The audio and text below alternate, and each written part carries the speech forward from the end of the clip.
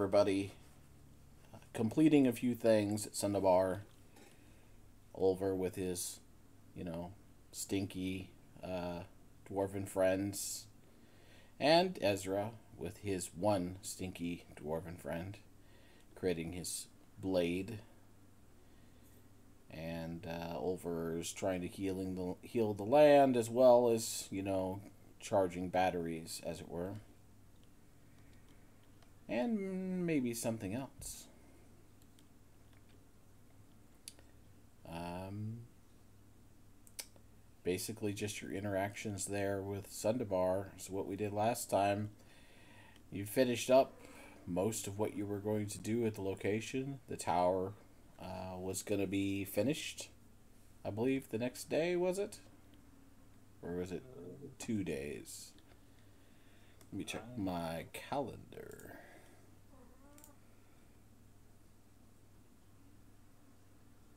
Two days. On the 30th of Oktar.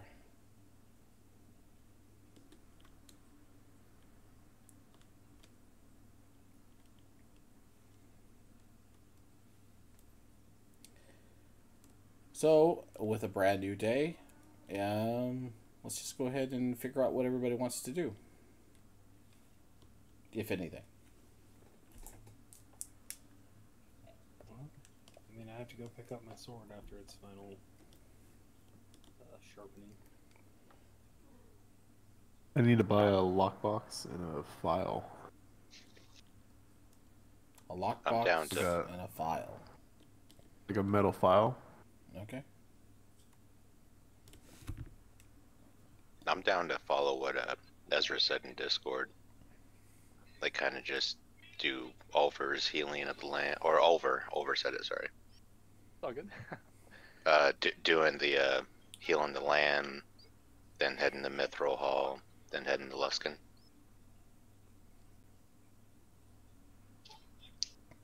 And if we could fast travel, that would be dope. But yeah, that's what my vote is for. Okay.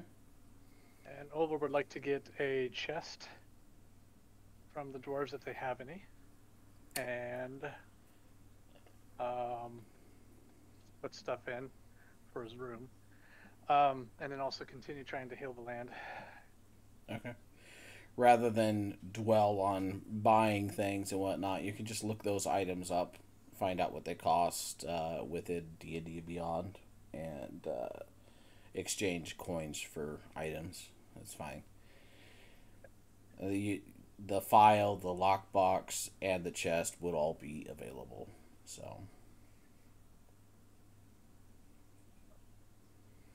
with a little bit of running around in the day, asking where to get them, who to talk to, you finally find people that will help you get those items, and then you just pay for them. The sword, when you go to pick it up, the gleaming metal now has a finely honed edge on it. And Pelagro hands it over to you with a grunt.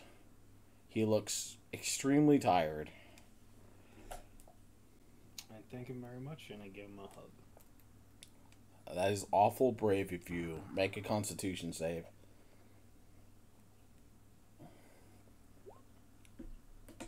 17. You do it quite bravely, without even flinching.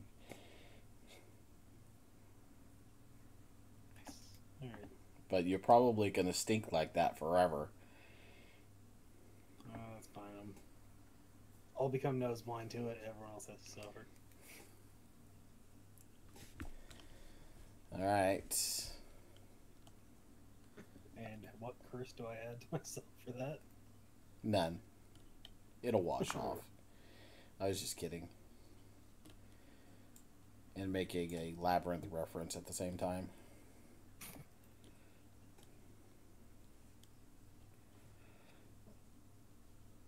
Alright.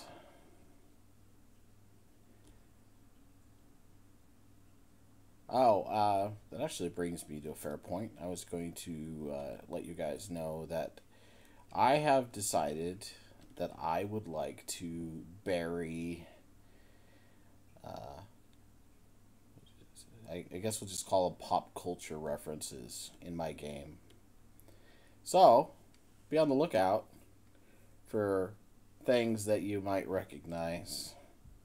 To start with, I've decided to add in band names or things to do with them. Mostly old because I'm old. But see if you can notice them. Might be rewards for you. I'm going to be trying to cleverly hide them. We'll see. So how do we, like, will we just call it out if we notice it or something? Yep, call it out if you notice it, if you know what it is. I'm not going to be purposefully elaborating if you don't get it. I'm just going to move on past it like it was never there. So some of them might be easier than others, and of course your own knowledge of older bands will probably be helpful in that, but it's just for fun, you know? And it gives me creative stimulus for creating random things that you might encounter. So I thought it was fun. I've had a lot of fun making them. I've made 20 or 30 of them so far. Encounters. So it'll be just random stuff depending on where you go. Alright. No puzzles, I swear.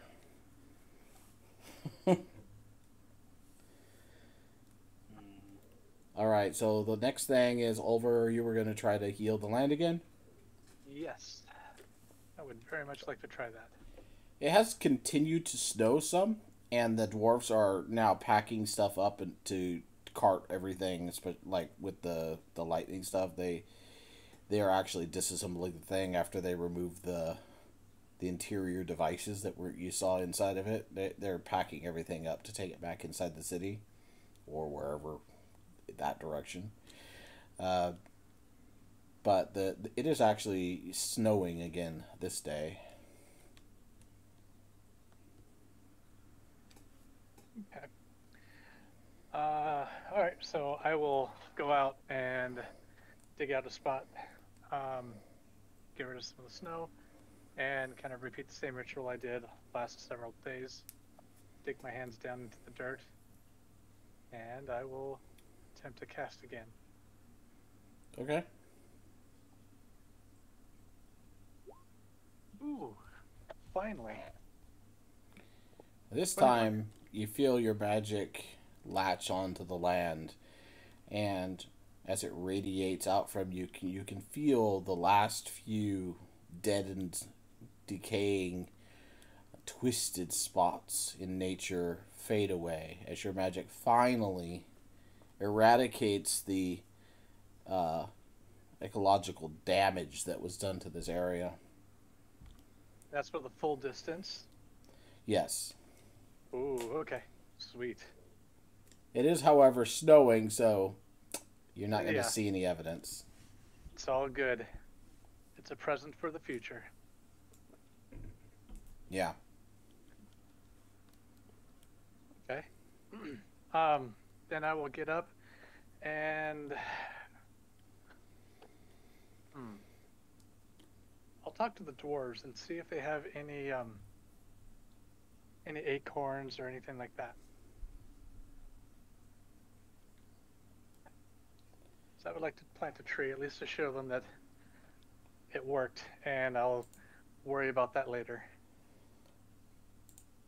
Well, the dwarves look at you confused as to why you might want an acorn.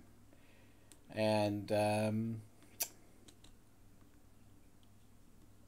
go ahead and make an investigation check for me.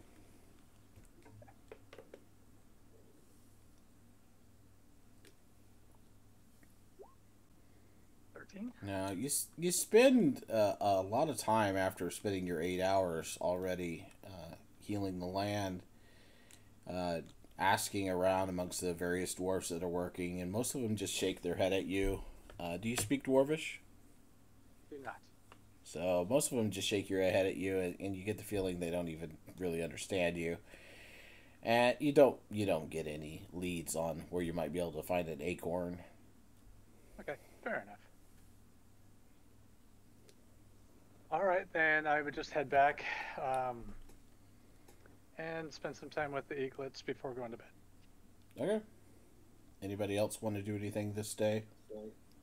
I have to perform a ritual with my sword for an hour and get cleaned up, which might take several hours. Yeah. Well, I will. Go ahead.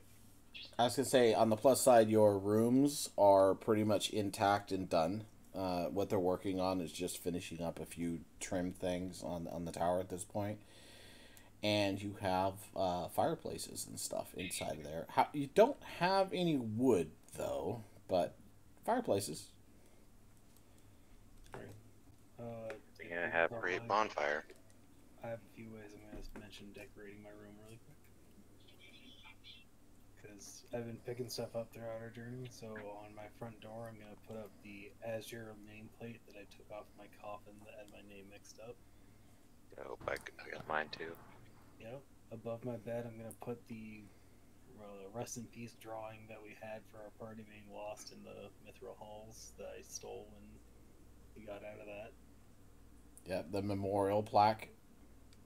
And I have my old sword, which is no longer the black metal, but now looks like the same sword, but just made out of common materials. And I'm going to hang that above the fireplace. Nice. It's You awesome. could put that memorial one like in the main room or something. We should make that our portrait. Yeah, I can agree with that. I'll put that in the main hall, not in my room specifically. All right. Which I think I made a beautiful artwork of what that looked like. Yeah, that was good. I'll just roll my daily portents and see if I can play my flute again.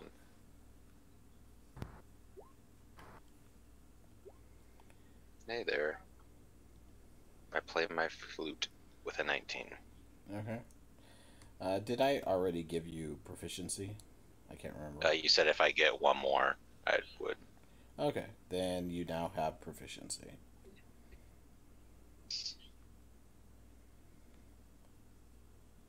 And you can play quite well.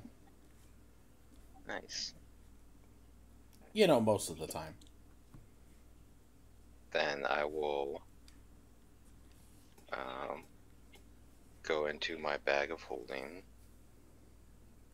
and pull out that, what is it called? The Pipes of Haunting. I want to try it out. I will play it when everyone's around.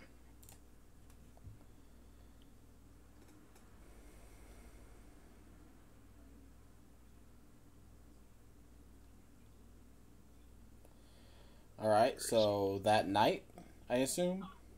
Since Ulver's gone most of the day.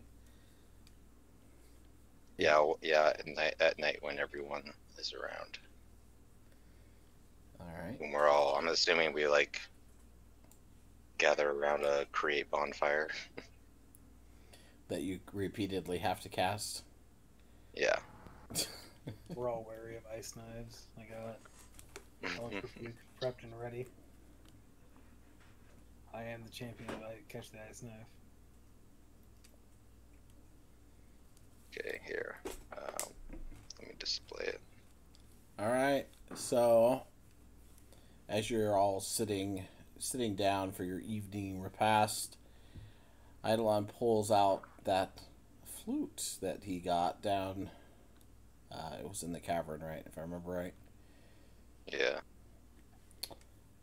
And begins to play a haunting melody over these bone flutes. As he does so, the little skulls attached to the flute, the eyes light up red and glow, as the melody drifts throughout the chamber. And I need everybody except for Eidolon to make a wisdom saving throw.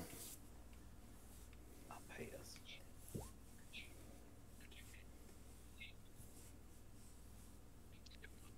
For that roll. Yeah. So, Riken and Ezra are immune to these effects for 24 hours. Who's rolling for Alabaster?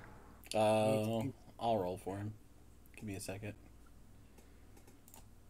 Didn't I pass?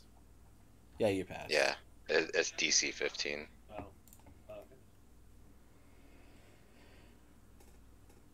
Okay. Get his character sheet open here. Here we go. Oh, he's so good at wisdom. Oh shit, you see that part? It says if you wish, all creatures in the area that aren't hostile towards you automatically succeed on a saving throw. Oh, so I could have chosen. But I will not. So it's about fear, huh? Oh, I'm testing them out, testing the waters. Look at these, Tanuki. So that's fun. I have advantage against being frightened. As a half. Well, you succeeded anyway, so. No, Oliver didn't. Oh, he didn't? I didn't. Nope. Oh. No, it's a Oh. DC 15. Yeah, So and let's do that again. see if Alabaster has anything like that. I'll use my inspiration. Actually, I Oh won't. my god. I won't. I was gonna say you're gonna waste it on that. You're only afraid for a minute. Fine. Do you know how many times I've not used it and I've just had it for several sessions? True. I got inspiration twice in this session. Oh yeah. I've been trying to be a lot better about handing it out more often so that you guys feel like you don't want to save it forever, you know.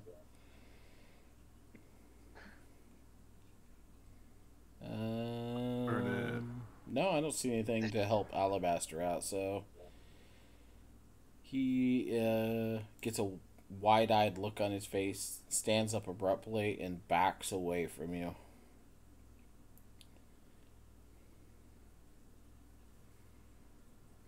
Wow. So it really works. Mutters something Nice, about man. going to his room and disappears.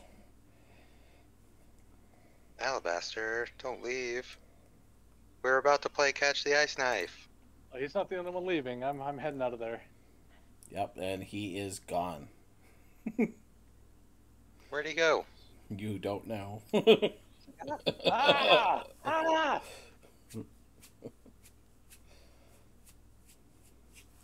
I don't know what Ulver's doing. What are you going to do, Ulver? Well, I liked it. Ulver's running away, so. You could have sworn he grew horns.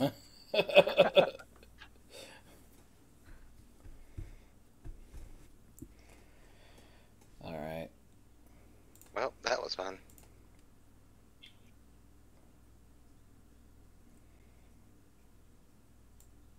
Well, I liked your flute playing. It was very nice. I'll get you next time. And with that, I will stand up, open an invisible door to nowhere, and step through it. And I'm back in my bedroom. Because I have dimension door now. Oh my god. So I just opened it. I imagine I'm making basically a doorway that looks like a door in the middle of nowhere, just stepping through. Wow. Talk about taking lazy to the next level.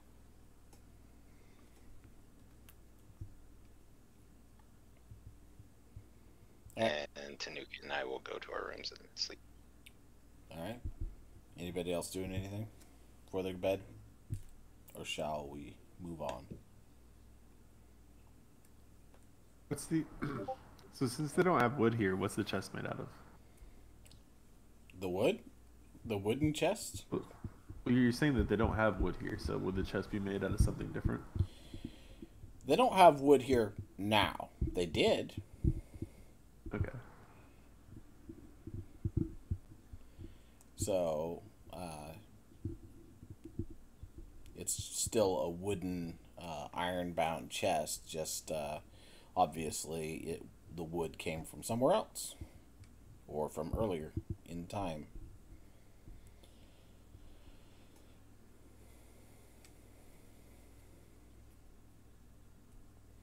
Or they could, they could have traveled away from the area far enough to get wood. There's possibilities. Yeah, no, I was curious if there were maybe metal. That's why I asked. Yeah, I thought that they traded as well. they do. Yeah. There'd be some traders that would come through. All right. Anything else? Nothing for me. That's it for the night. All right. And so you sleep for the night, wake up the next morning, the 29th of October.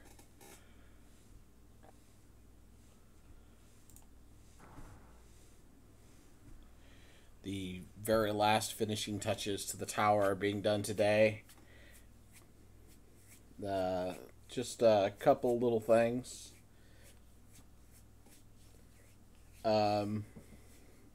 Doesn't even take all day. By noon, it's done. You know how they thanking them all.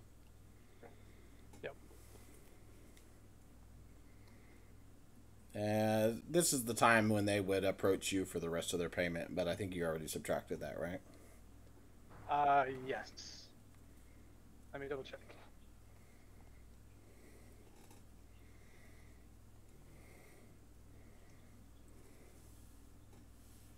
Oh yes, I did. All right, so yeah, you would hand over the money, and when you do that, you notice that there's actually quite a collection of dwarves outside in the snow now. There's quite a few little games and stuff going on. It looks like they've set up tables. There's a little bit of actual feasting. You can see that a caravan has come in. And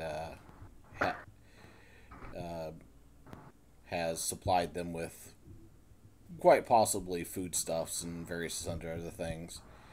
But the dwarves are having some kind of a minor celebration.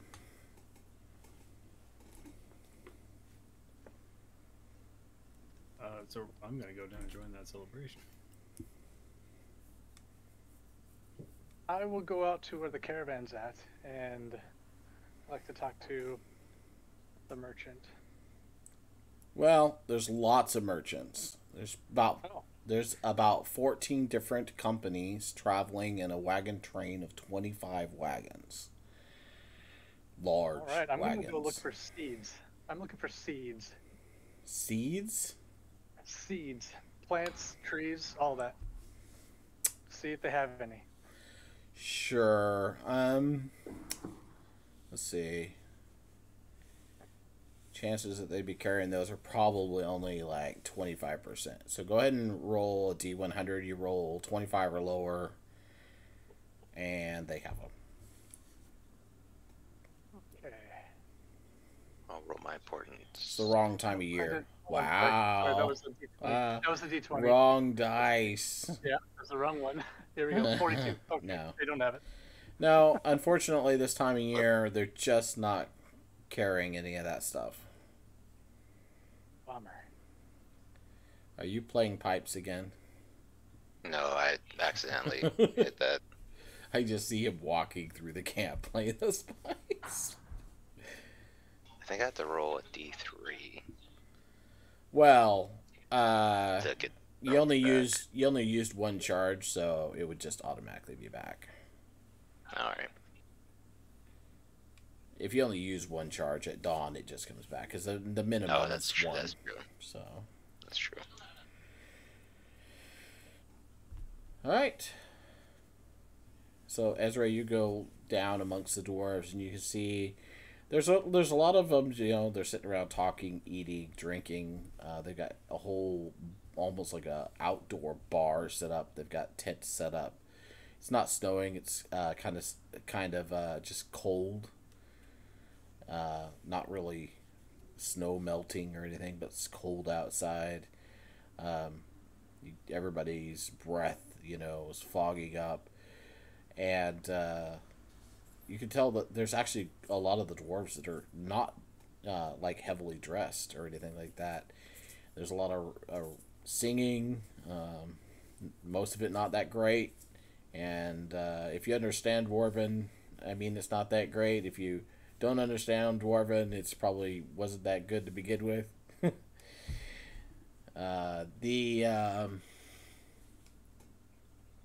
The main thing is you see that there's a few different little events going on. One of which is arm wrestling.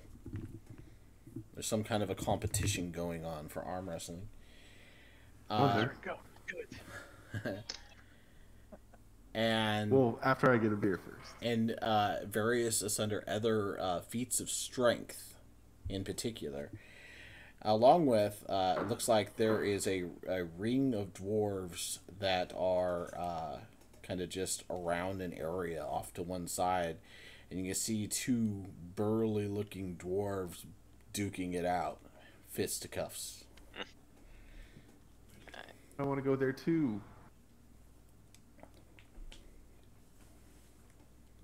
Reckon in the candy shop.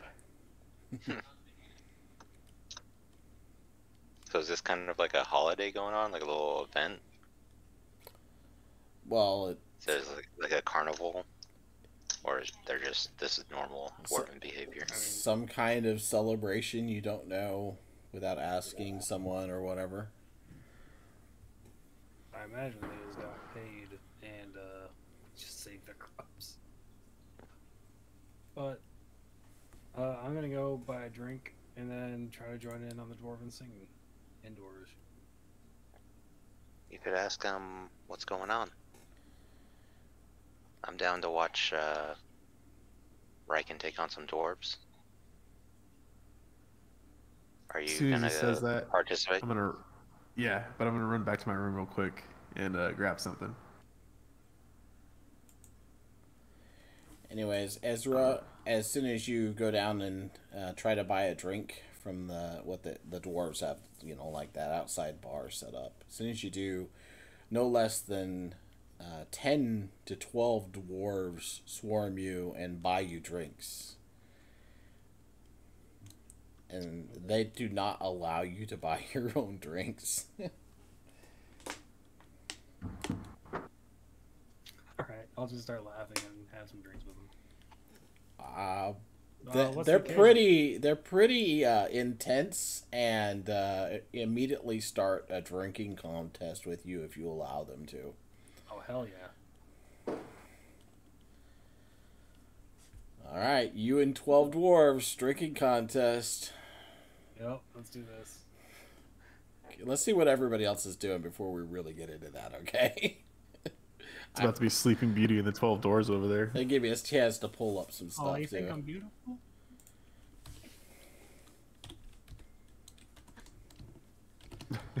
So I'll just wait for Riken to come back down and follow him. okay. Over. He'd like to find out what's going on, but he also wants to go out since I just healed the land. I'm assuming it was just healing the land, nothing more than that, right? On the previous day. I'm sorry. What was that? Well, Ulver wants to leave the place enriched, not just healed, but enriching the land for a year as well. Okay. So he'd like to go and find out what's going on, but that's going to be his main goal for this day, is to finish out what he had promised. All right. That's 8 hours. Yeah. So I would go and ask, what's going on. So I'd like to find somebody that looks talkative, but not, sloppy drunk talkative, And speaks your language. and speaks my language.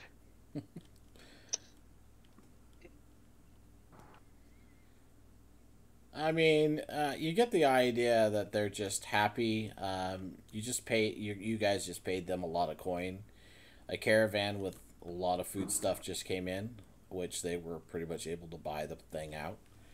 The merchants are also happy because of that, and the success with the device that you guys worked on the other day. There's a lot of different reasons. So the leader of the dwarves called an impromptu celebration and invited any dwarves that wanted to join in. So that's why they're doing it. Okay. Then can I find the most official person I can? Because I want to tell them what I'm doing, so that way they can expect. They probably won't believe me, but to try. Hopefully, they'll expect crops for the next year. That if they plant, they will actually get it. Okay.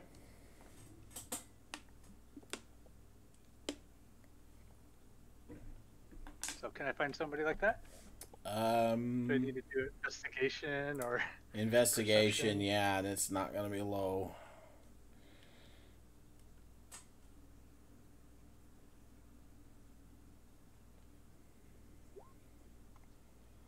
All right. How's that? Yeah, you actually managed to find only mildly inebriated dwarf of that description, Okay. Perfect. sitting at a table by himself. I'll walk up and excuse me. You mind if I sit down for a little bit? Looks up, smiles really widely at you, and goes, "Sure, have a seat." Pull up a chair. So, I wanted to give an update on something I had promised a few weeks back, and I wanted to make sure that you knew what was going on. I've been working to heal the land, and using my magic to do that. And finally, after yesterday, was finally able to do it. So, whether you believe me or not, this next spring, if you plant, you will get crops. I have one last thing to do to make sure that they are very successful crops. I just want to make sure that this gets passed on. Would you do that for me, please? Sure. I'll get that done. Grabs his mug, downs it in one gulp, and raises it to you and says, "It's good on you, helping us out. Thank you." My pleasure. But I best be getting going. It'll take me another 8 hours to get this done. And I don't want to leave without at least parting with this gift. Enjoy your festivities. The dwarf is already looking around to fill his mug again. Okay, I'm off. Alright, I'll go ahead and cast that spell. All right. And it's just a normal casting of the spell now. Sure. Because the land is healed. Yep. Alright, if there's nothing else to worry about, I'll get into the drinking contest. Oh god. Coming down, or Yeah, I'm coming down. I've got a cask in my hand, Okay. and yep. And what are you going to do? Because I'm it gonna head takes a over to little the while arm. before the drinking contest would really start, because at first it's just playful, we're buying you drinks, and then it's all of us, it slowly becomes this gaming. competition. Well, if I saw him drinking, I would definitely want to go join that first. Oh, they are drinking by the time you get there. You can tell it's become intense. Dark Souls boss music playing. They're all serious, You think- watching each other. Ezra, you think we can make some money off this? I mean, we just paid them, so we know they got it.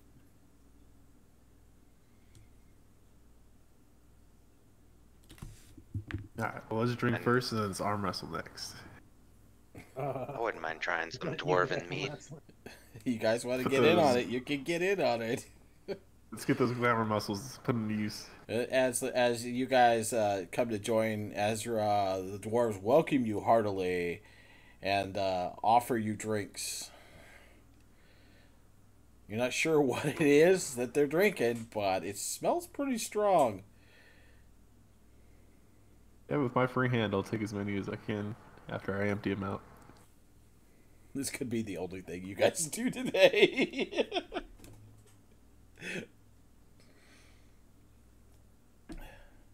Alright, how many contacts do we have to make? Well, that's going to be contested is the way I'm going to roll this. So there's 12 dwarves. This is the challenge, and I'll reward you if you manage to survive the gauntlet. Every time you beat a dwarf,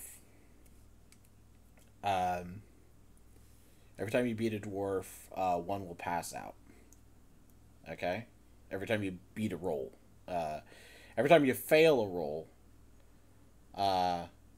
you just check off a plus. That saving throw. Your con save, whatever it is, -1 to it, but not for the roll. Like you still get to keep your roll con save, but keep track of it because if it hits -4 modifier, you pass out. Alright. Ooh, that's interesting. What's your mod at? Your modifier? I'm a +3. So you have as many points. So you have 7 points yourself. That means. Let's go. And that's for all of you, whatever it is. That's how many points you start get. with 7. If you don't, I'm passing out first. If you don't beat the dwarves, you lose a point. If you beat them, then one of them passes out. But, since it's a group, we'll say at least 2 of you have to beat them or they don't pass out. At least 2 of you have to beat them. I'll definitely be passing out, so I hope you guys can drink. Rest in peace, Eidolon. All right, ready? I've never had this dwarven stuff before. You're old enough to drink, Eidolon. So what they start off drinking just seems to be some kind of ale. It still smells pretty strong, but it's just ale. Go ahead and make your first rolls. Is there an age limit Oh no. drinking? I started off hard. We're rolling a Constitution saving throw. Yeah, Or what are we rolling? Constitution saving throw. Eidolon, when you mention the age limit, they just laugh at you and shove more drinks your direction. Ida's dead. I'm just like, I'm Oh. assuming. Worse. Oh, that. Yeah. Okay, so I guess I should add this on. I didn't think about it. So if you nat one, that's 2 points off. And if you get a 20, it counts as 2 successes, so you can technically beat them all by yourself. And if you guys manage to get 4 successes, I'll knock 2 dwarves out. How's that? So like if somebody nat 20s and the other 2 also beat them, so you have 4 total. Fair? Alright. So with mine, I'm gonna say that, like, trying to impress everyone, trying to not like look like a punk. Eidolon's gonna just start chugging, like, grabbing the mug by like 2 hands and just straight up like dunking it in his face. But then he can't keep it down, so he's like basically throwing it back up and then still continuing to chug and Oh God. Just, he just doesn't understand. He's like, like, Oh God. am I doing it right? Oh, that's so nasty. That's what a nat 1 is for Eidolon. Okay. Good description. I like it. And since you did such a good description, please take inspiration. I like it. Ezra and Riken. Ezra, while you do fail, you don't fail spectacularly. You're just not used to this particular type of ale. It's made from around here, and you're not from around here. It's got a rough texture to it, and it's kind of disturbs your stomach the first time around. Riken, you start drinking it. You see Eidolon trying to drink it really fast, and you try to keep up with your buddy, and accidentally get some up your nose, causing you to have a bit of a coughing fit before you recover. But yeah, so both of you guys take 1 point off, or actually, yeah, both of you take 1 point off. Eidolon takes 2. Yeah, so I'm at -1 now. Already, yep. Already. And the dwarves are all like, oh, yeah, he can't handle that. Well, maybe we should try this instead. And they pass out. They refill refill new mugs up with some kind of deep brown. It's not ale, but it's not whiskey. It's somewhere in between. You're not familiar with it. I'm sitting here looking through dwarven vintages.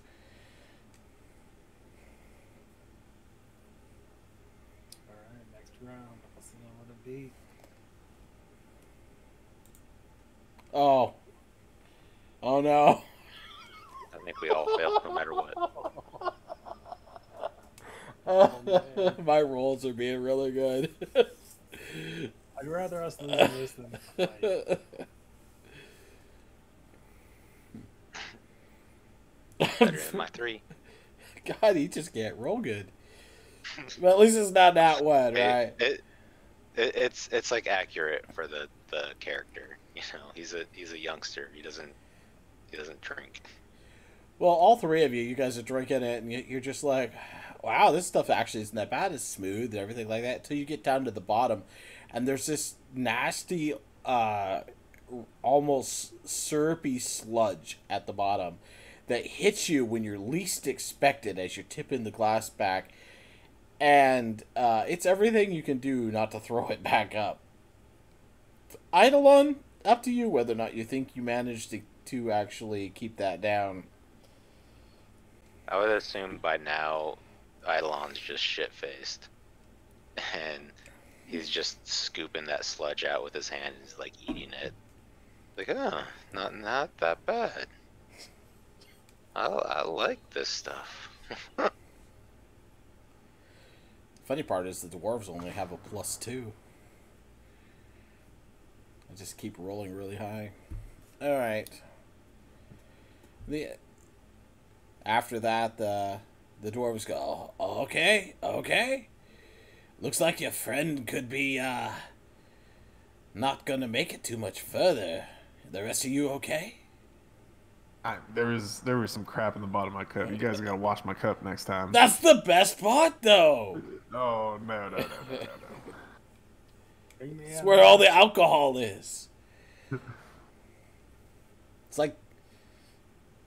Anyways, okay. Well, maybe ale isn't your guys' thing. You do look like you're a little worse for wear.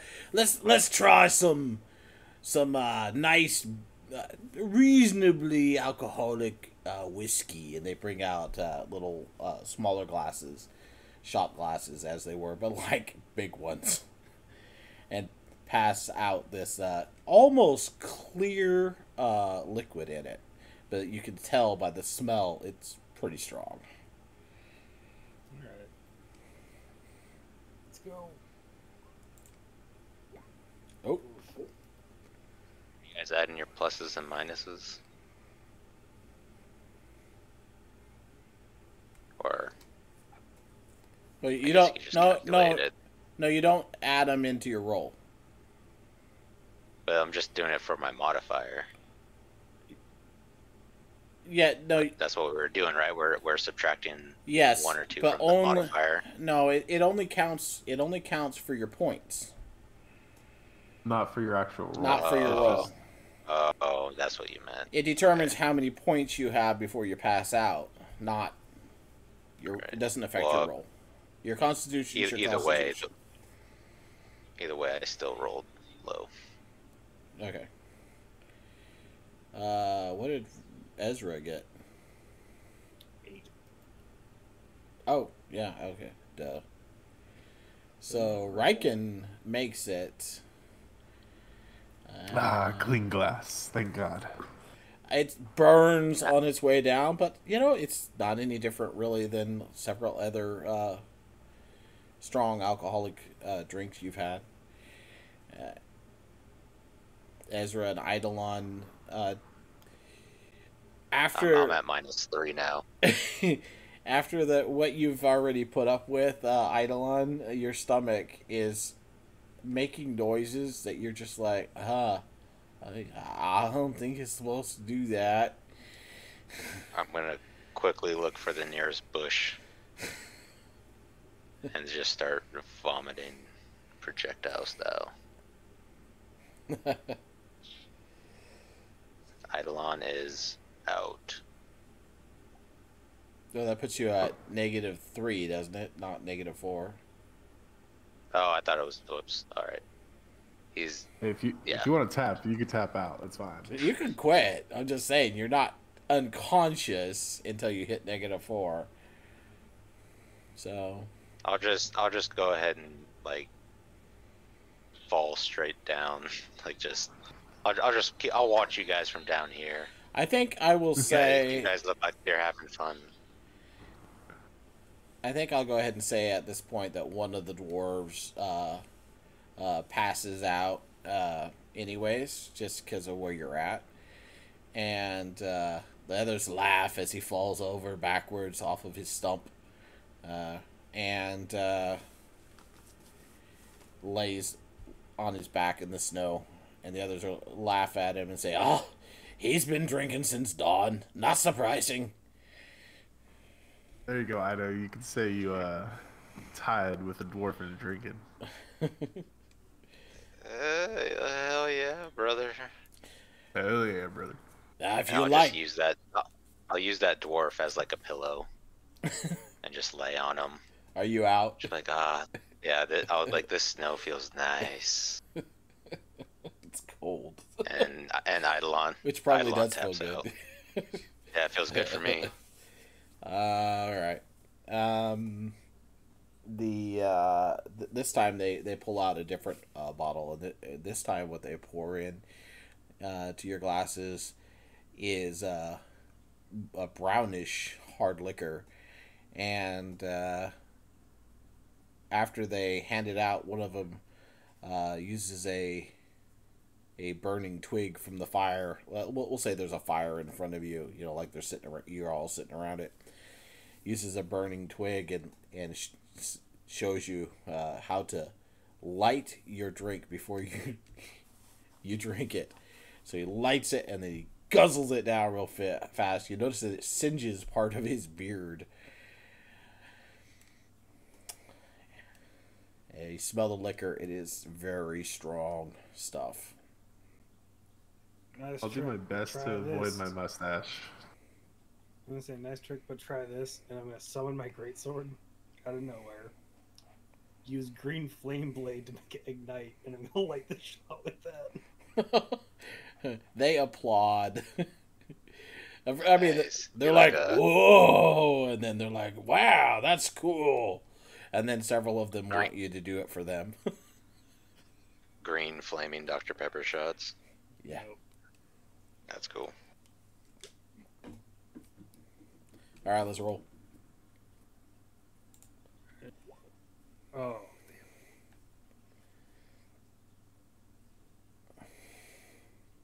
Oh, shit, what do we do if we tie?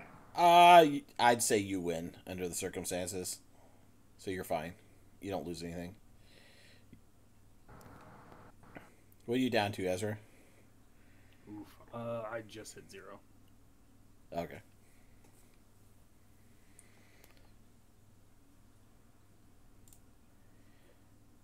All right. So the dwarves start hunting around a little bit, and then they pull out. They say, "Well, we've only got one thing left. It's the strongest drink we have. Are you? Have you ever heard of fire wine?" Can't say that I have, but plus ultra. Pours everybody a glass of the stuff. It looks like wine, like red, bloody wine, and it doesn't really have the smell that you're used to smelling with strong alcohol. So you're not sure what to think of it.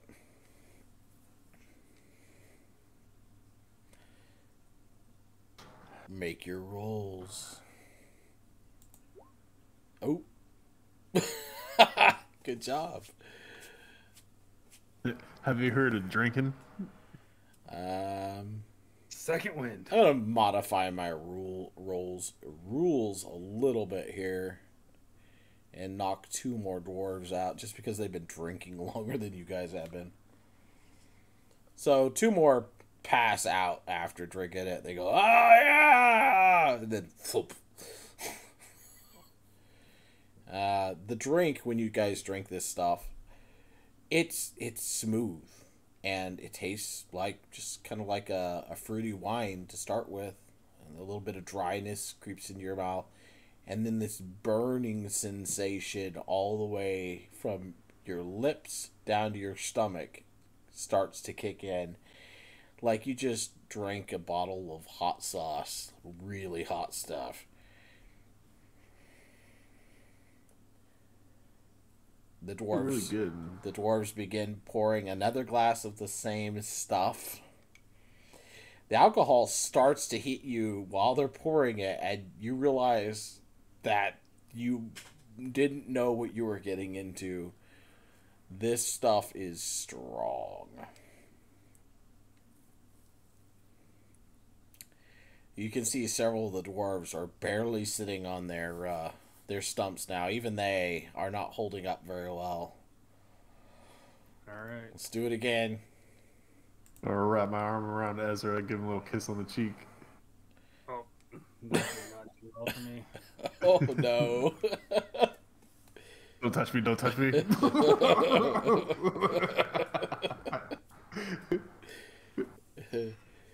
The dwarves kick it back, and you can see several of them swaying in circles, like, tilting around in circles on their logs that they're sitting on, and leaning on each other.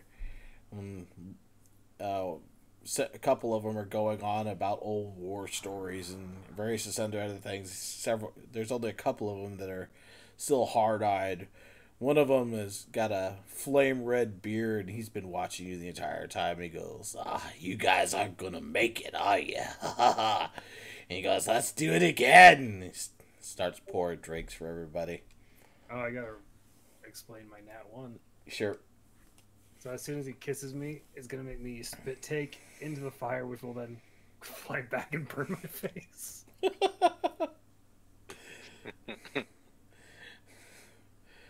Well, that didn't go as planned.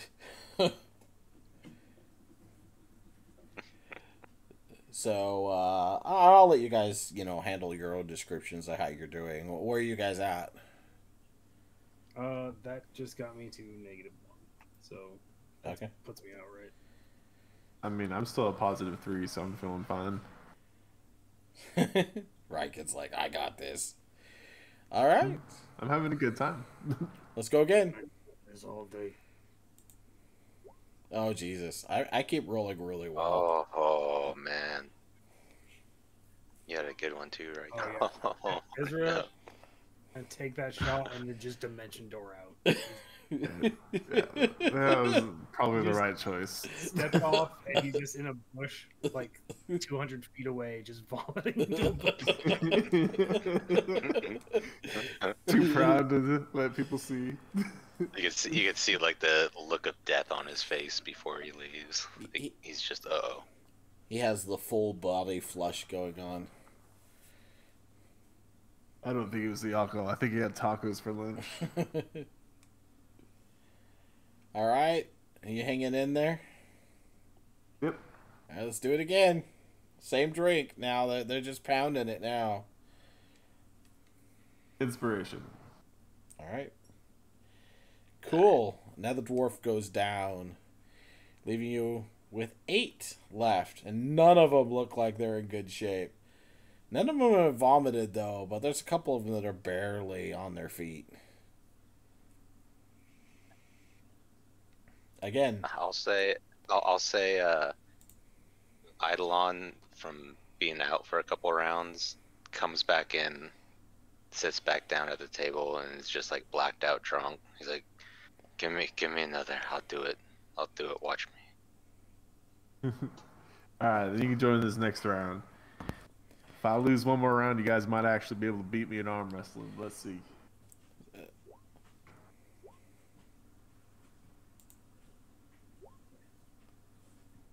And Eidolon's out. Back down. But with a smile on his face. You look around, Riken, and you suddenly realize this last drink, 2 of the dwarves did not drink because they're asleep, sitting up. They've passed out, and you're getting drunk enough that it is hard to actually pay attention to anything. But that one red-headed dwarf in front of you, you're gonna beat him, by golly. Then I'll grab both of those shots and give one to him, and then keep the other. He's gonna beat you. What are you at now? I just hit 0. All right.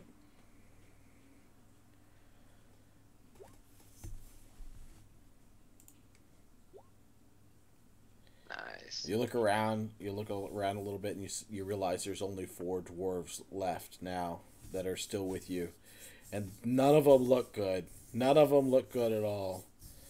You're not sure what you look like for that, but they don't look good. So surely you're winning. Sir, I cannot drink anymore. I cannot, and I'm gonna take my cask of Undercity Spices, and I'm gonna hand it to him. Say congratulations. And then he hiccups. Oh, that's it. You did good. You did good. And then he passes out. You have the feeling that this stuff hits hard really quick, and you don't know how long you are going to be standing. So, what are you talking about? I'm at a 0. I still got 4 more to go. oh, I know. I didn't mean I don't mean pass out. I'm just saying you are inebriated. Time to arm wrestle. Okay. Maybe if they're cooking some food, pick up some food on the way too. All right. Well, I mean, you let's see. What's Ezra doing first of all after he vomits his guts out? He's still awake, so. Yep, he's gonna dimension door back and just appear in the middle of the arm wrestling area and yell, "Came here to cast spells and kick ass on them all out of spell slots." Try to arm wrestle some dwarves while shit-faced with a strength of 8. All right, so with disadvantage for both of you, actually. I'm at a 0. That's average. I have I'm amazing totally confidence fine. right now. I'll just All hold right, up my... I'll let you keep yours, Riken. You're right. You're at 0. You didn't go negative. And are we rolling athletics? Yeah.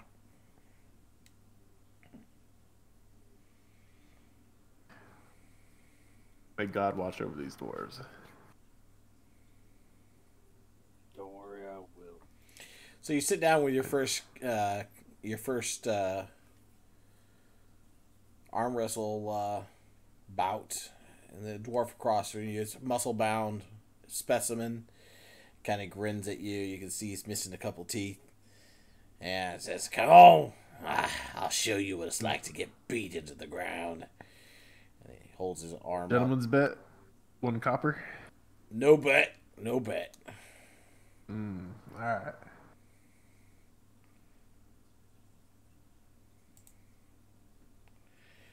So try as you guys might, neither one of you can make any headway to begin with. You're lucky I had like 4 shots of the whatchamacallits. I've had 5. Let's go. Ooh. Oh, damn. He drives your arm back almost all the way to the table. He's got short arms, leverage. Yeah. Again. Oh, and you hold it there. God. You hold it there. No. It's burning. No. It's burning. No. Not like this. Oh, Yeah. you drive him back, almost back to center. Oh my god. Dude. Oh my god. Oh, he got a nat 20, but But still lost. you still beat him. Yep. Damn. Try as you might. Is he sweating? All right, you drive him back to center. Yeah, you guys are both sweating. In fact, I'm sure. And it's cold, so freezing sweat. Yay. And you drive him back. Now you've got momentum, driving him back. That's why your mom likes me, because I got the stamina.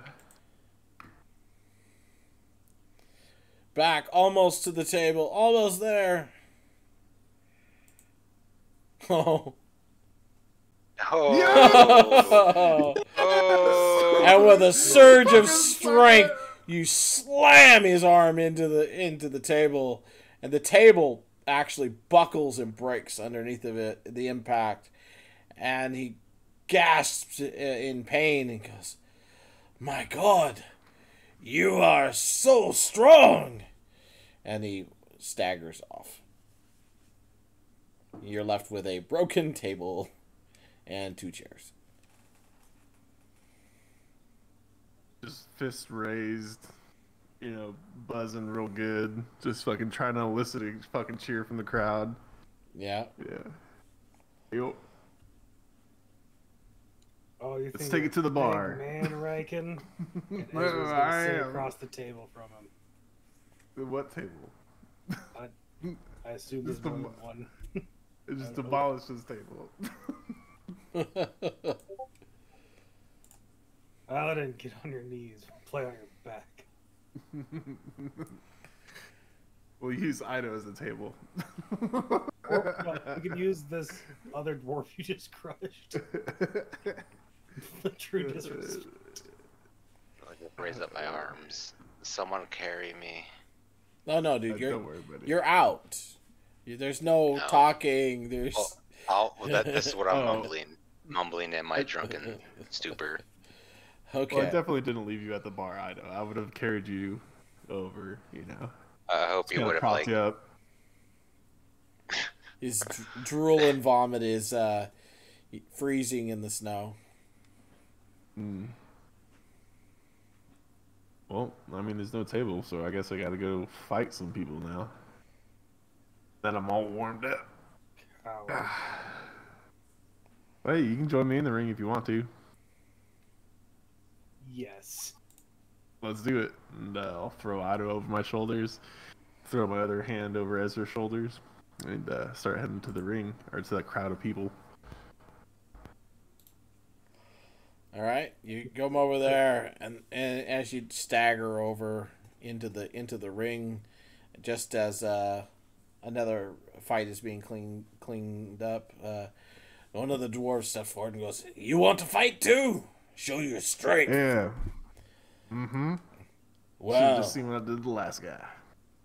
we heard of your strength, so we're gonna let you fight our champion. Hell yeah. And And everybody hushes here, up. Ezra, And hold this, and I throw Ido at him. I want to assume that I just like ragged all over, just all limbs flopping around, still with a big drunken smile on his face. so they all hush up, and the one side parts, and this stocky, muscle-bound dwarf comes out wearing like yellow wrappings around his arms and stuff like that, and some kind of a face covering you haven't seen before. Steps out and goes, "Oh yeah, it's on!" check out the Oh my picture God, in that Discord. picture. Dude. So, Ezra, you wanted to go first, right? Yes, I do. Ben, in case you haven't seen, Just like cream, I will rise to the top. I literally can't deal with bludgeoning damage. So just explain how badly this guy kicks my ass. I can't deal damage with unarmed strikes. All right. Well, it's both of you guys against him. Oh, Oh, okay. So Maybe you can hold him. Put those biceps to use. I mean, technically, I can grapple. all right. So Proceed. Get help from Thor Ragnarok. just go ahead and make your. Or we'll just take turns. The dwarf just strides forward and raises his fists, ready to fight. Like, what are the rules? Like, if we push him out of the ring, is that a win? No magic. No weapons. Anything else I'm pretty all much in. goes. See what I Good can- luck! And the guy darts back to the edge of the circle. You'll need it!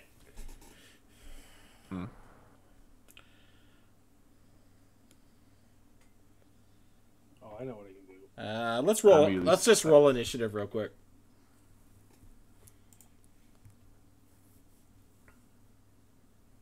Yeah, I'm still passed out in the snow. Yep. Making a drunken snow angel. It's a Is dwarf. he wearing armor? No, he's not wearing armor. Oh, dude, my AC is so low when I'm not wearing my shit. All right. Looks like he's gonna get to go first. So he's gonna go for the biggest target, Riken. So are you gonna like just do damage and whoever's HP goes down, or is it like a counter, a hit counter thing? It's just damage. Cool. 15 to hit. That hits. All right, you take 6 points of bludgeoning damage as he comes forward and just pummels you right in the solar plexus. You gotta do more than that. Boom. All right, And I'll follow it with my own strike. that'll hit. 5. Okay. Ezra? So, is it possible for me to do the help action? Yeah. Awesome. I'm gonna do that instead. So I'm just gonna run up and just try to like a little kid jumping on someone's back. Oh, so we're flanking him. Perfect. Good strategy. Drunk and flailing. Got it. I'm not so much grappling him as I am riding him because it's not restraining him at all. Hey, I said the cream rises to the top, not the cream puff. Get off! Anyways, instead of doing anything, I'm just giving advantage to Riken on his next hit. Yeah, I figured. I just wanted to paint a fun picture. Okay, Riken, he's gonna try to hit you again. Is he at disadvantage because someone's on his back? No. No, you just get advantage. That's the colorful way of putting it. He's just helping you. So, he's not trying to grapple him or anything. He could, but he's not. There's no way I'm gonna win a contested strength check. Alright, I don't believe a 6 will hit you, so he swings and misses. However, this time he's decided to get serious, so he's going to take his second attack. Still misses. Still misses. Good job covering his eyes, Ezra. He's like, get off of me, you cream puff! Only I can call him a cream puff. Ah.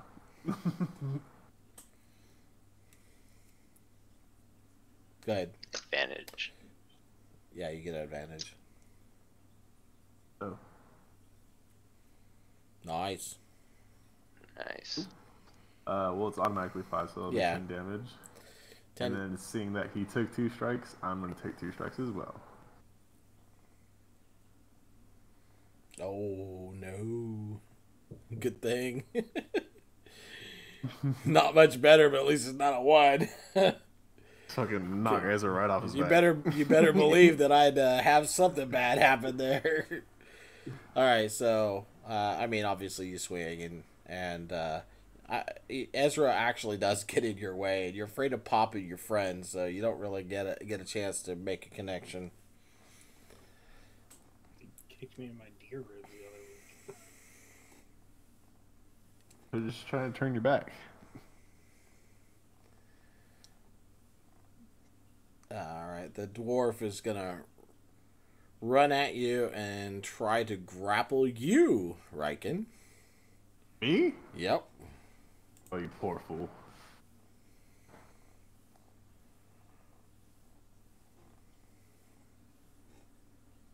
Let's just do contested strength to see whether or not he can get a hold of you. So, yeah, you managed to escape his grasp, as it were. And he'll just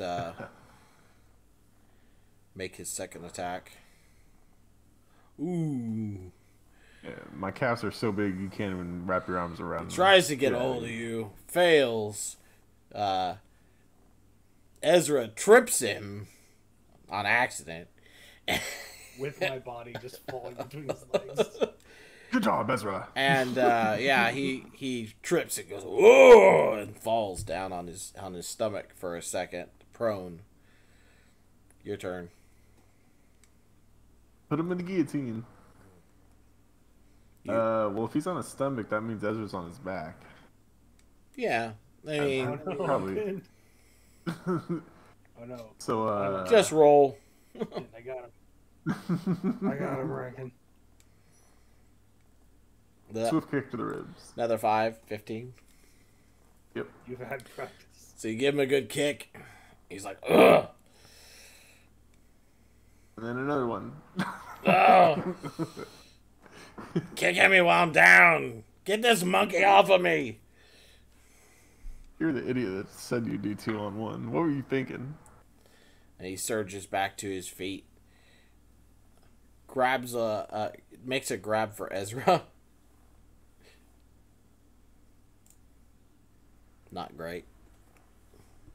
Still got him beat. All right, he grabs a hold of you, and then is going to attempt to chuck you away.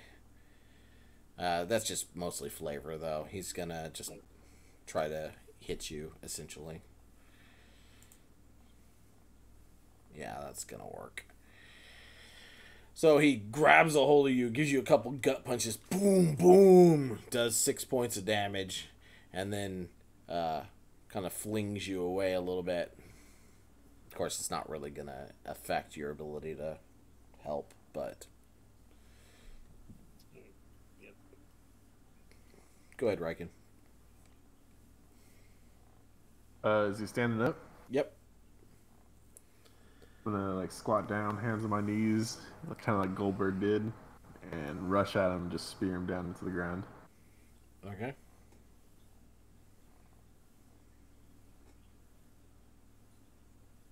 It'd be an unarmed strike, strength, athletics. Everything's an unarmed strike in here, so...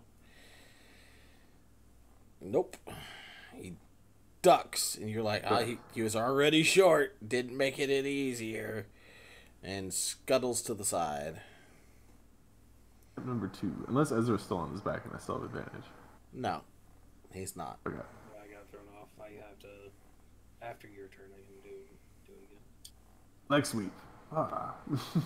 So you managed to make a connection with that, doing another 5 points. What is that? 25? Total? Was it 20 or 25? I can't remember.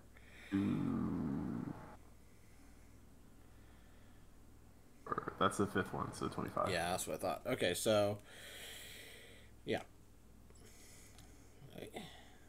You can tell he's actually reeling a little bit now at this point. He goes, I'm not sure. Underestimated you a little bit. You guys are tougher than I thought. So, I guess I'll have to let one of my friends help me. And you see another one jump into the ring with you. Where is he? There he is.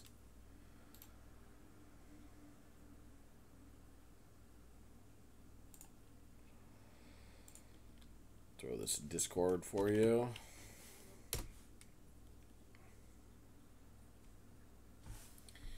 I got this one. And then for the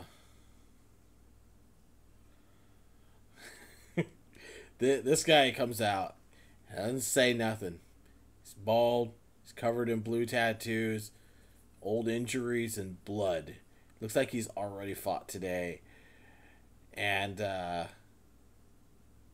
honestly, he looks a little bit like a psychopath. You got him, Ezra. Is it my turn now? Yeah. All right. What's this guy's initiative? I'm gonna run and. Oh, here, let me roll another initiative. Last. Right. So it's after me, anyways. So I'm gonna run up to him, and I'm gonna attempt to persuade him. If you give up now, we won't kick your ass.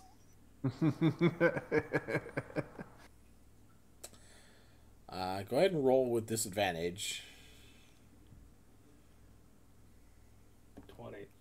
Nice.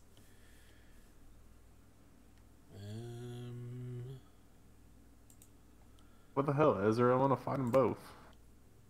Yeah, no. He just grins and sneers at you and cracks his knuckles.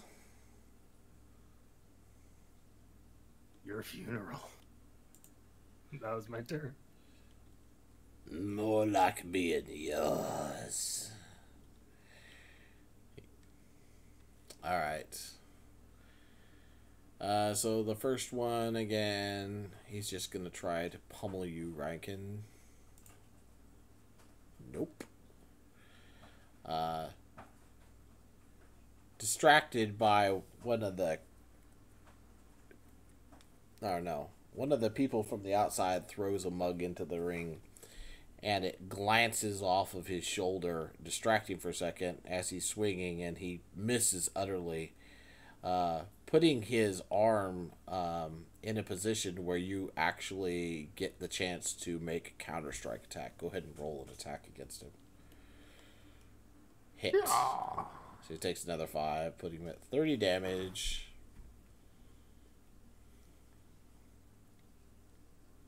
And he'll make his second attack. Still misses. So yeah, now I'm not rolling with crap. Alright, so your turn, Riken. Punch. Miss. Miss.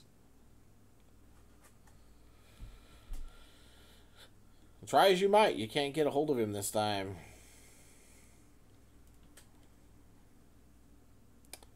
Counting fast. Ezra? Guess I'm gonna try to grapple this new guy. Grapple? Yep, contested strength. Yep.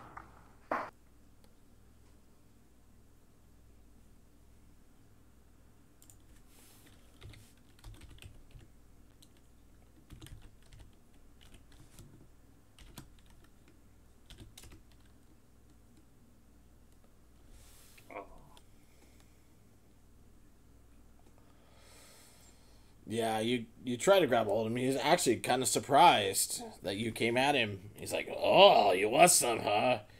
What is this? It's like a cream puff." Throws you back. Didn't beat me by that much. As he throws you back, he goes, "Well, you're gonna learn. This is my ring." And he charges you.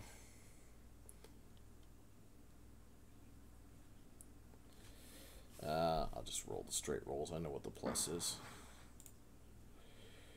22 to hit. That'll hit. You take 10 points of bludgeoning damage. So he comes in with this rock hard punch. Alright. And 11. Miss. So my AC is 13 without armor. Yep. Okay. Back to the top. The other guy is having at Riken. Looks like he misses both times to me. Still, both of you trading blows, but everything's just glancing and sliding past, and the mud that is churned up here, it's icy, slippery mud now. It's coating his body and yours. Go ahead, Riken.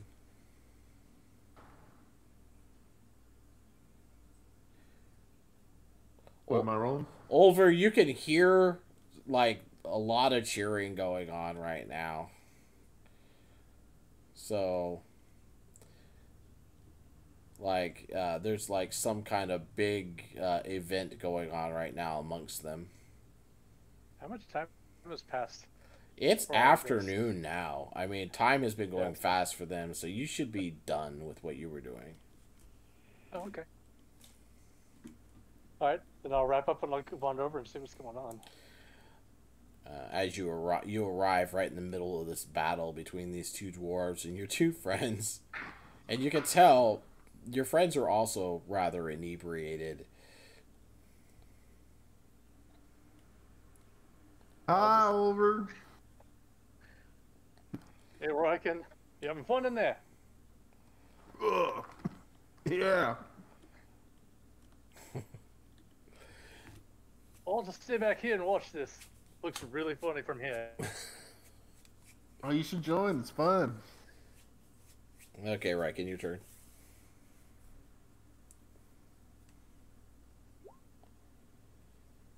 Miss. Man, miss. This time, your second blow, you overbalance yourself and make an opening for him to attack you. But he doesn't manage to capitalize on it, so no damage. Ezra? I'm gonna go for that grapple again. Alright. It's the best thing I can do. Oh. I only got a 9 success. I gotcha. Yep. Should have taken my advice, old man, and I'm gonna drag him 15 feet because I can.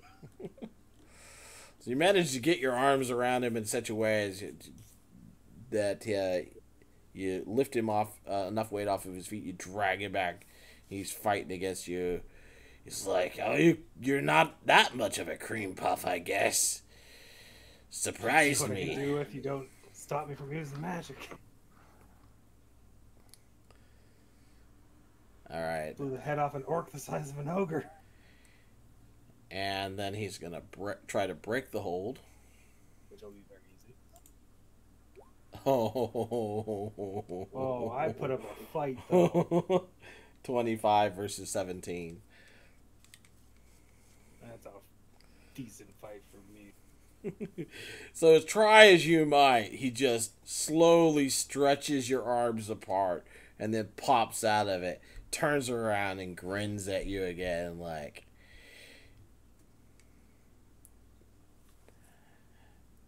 "You're in for it now, Cream Puff." Anyways, back to the other guy, who is going to try to sweep your legs. Riken. Basically kicking out at your legs. 15 hit. Mm-hmm. So you take another... I mean, it's like kicking steel. Yep. You take another 6 points of bludgeoning damage as he bruises one of your calves. Pretty good. Then he tries for a haymaker, but misses. My AC is 11, so... Oh, I thought it was right. 12. It's 11? I'm sorry, I thought it was 12. It's 11? meets beats. So if it's 11, you take another 6. What's your dex? My dex? Yeah. Oh. What was that? My dex stat? Yeah. I have a 12. Okay, so your AC is 11. It's 10 plus dex. All right. Well, no, armor. I wear armor. All right, so you take another 6, like I said. So, your turn. Ooh, another 5. That puts him at 35. Ooh, not doing so good. All right. Well, he's not looking so good now. So, I mean, second wind isn't a spell, right? I can use that. Yeah, you can use that. Alright, so that's 18 damage, bringing me back to full health. Must be nice. You know, kind of a stud. What do you mean, 18? Because it's second wind, which is 11, and then you add plus. Oh, did I really? Okay, never mind. I thought I didn't add the plus 7. That's my bad. Yeah, no, it's 11 total. All right. So, Ezra, what are you going to do? Oh, that's a good question.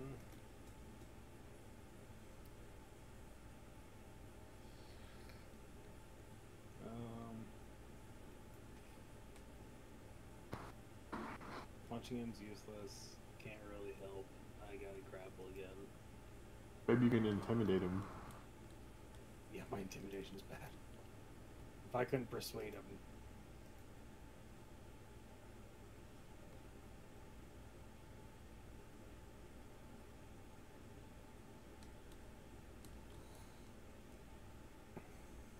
So, grapple.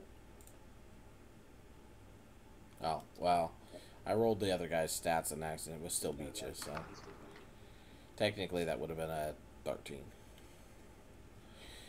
So, yeah, you try, and he just muscles out of it again. And let's see, 10 and 17. 17 will hit. Alright, so you take another 10. So as he muscles out of it, he takes one fist, aims low, and punches you in the gut. Ugh. Probably gonna vomit some alcohol on. Which, you know, probably made him look better. Yeah. Alright, the other guy is going to... He's like, this particular cream is going to cream you. Gross.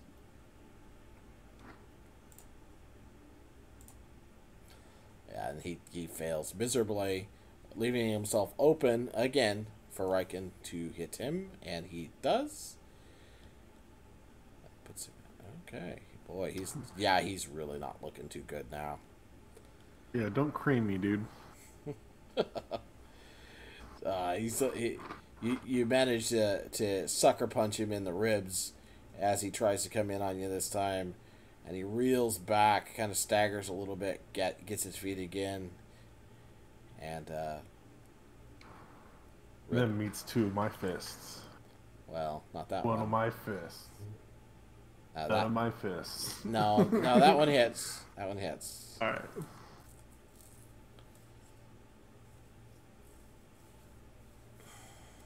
So, you manage to pop him right between the eyes, and he staggers back, and he looks at you blankly. His eyes roll up, and he topples into the snow. Well, mud. Out. You did good, brother. I'll turn around, facing the psychopath.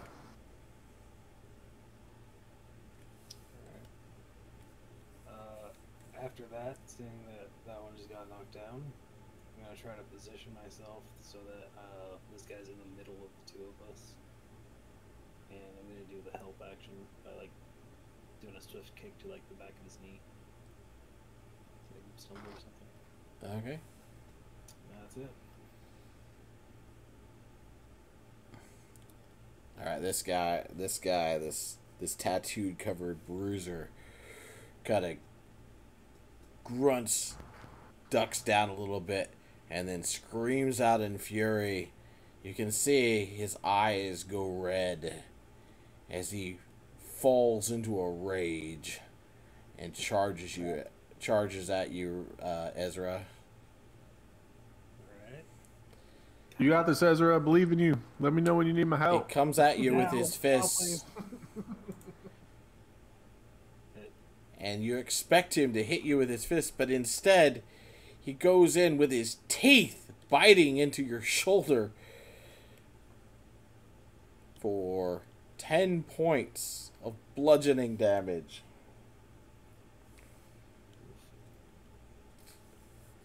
And you hear some shouting from the crowd now. Hey, that's not okay!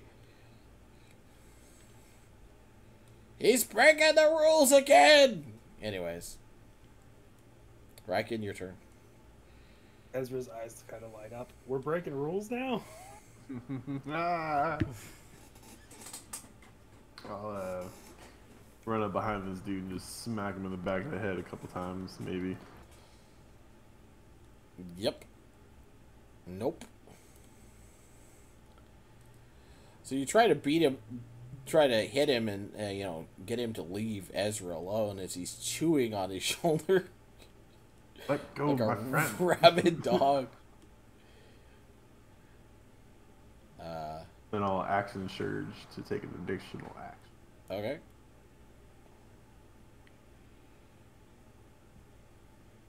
Do you only get one attack from action surge, or do you still get? You get your full action, whatever it is. 2 hits. Okay.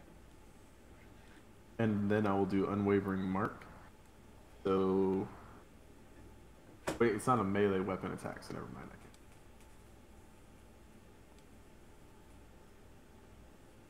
All right. Ezra, what are you gonna do? Aren't your hands registered weapons? No, they're not. So Ezra thinks about hitting this guy with Eldritch Blast, but I'm better than him. So I'm also No, are you though? I mean, he used a natural weapon. Yeah, I naturally use Eldritch Blast. Whatever. Don't worry about the void that I call it from. What are you gonna do?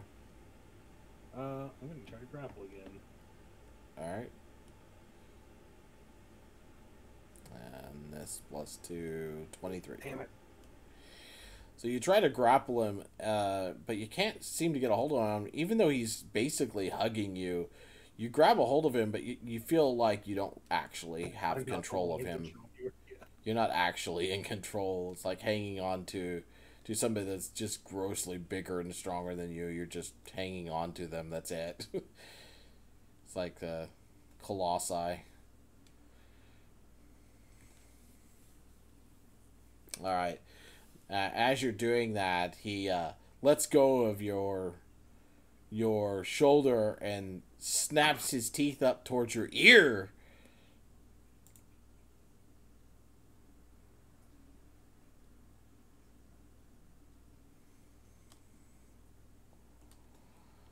Latching onto it for a second. Biting down. Or 10 damage, I guess. Yeah, this is just flavor. He Holyfield you. We're gonna have to remove one of his ears in the group picture. Well, he doesn't do a lot of damage to your ear. but you feel intense burning pain as he chomps on it once. Doesn't manage to sever it because I'm not mean. But I can then Photoshop it out. punches you in the gut to do the real damage. How's that? And then he'll take another shot at you for another 10. I'm still up.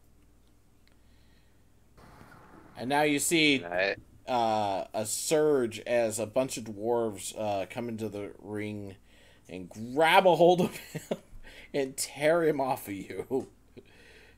As he tries to bite them, they drag him back into the crowd. There's some pummeling and fighting and yelling and screaming.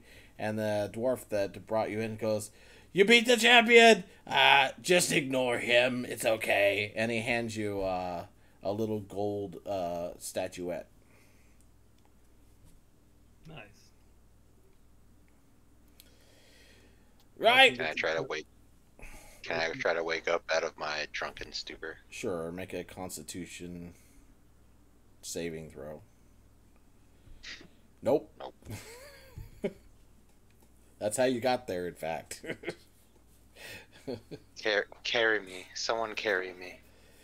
So, as it starts to head towards dusk, the jolliness dies down.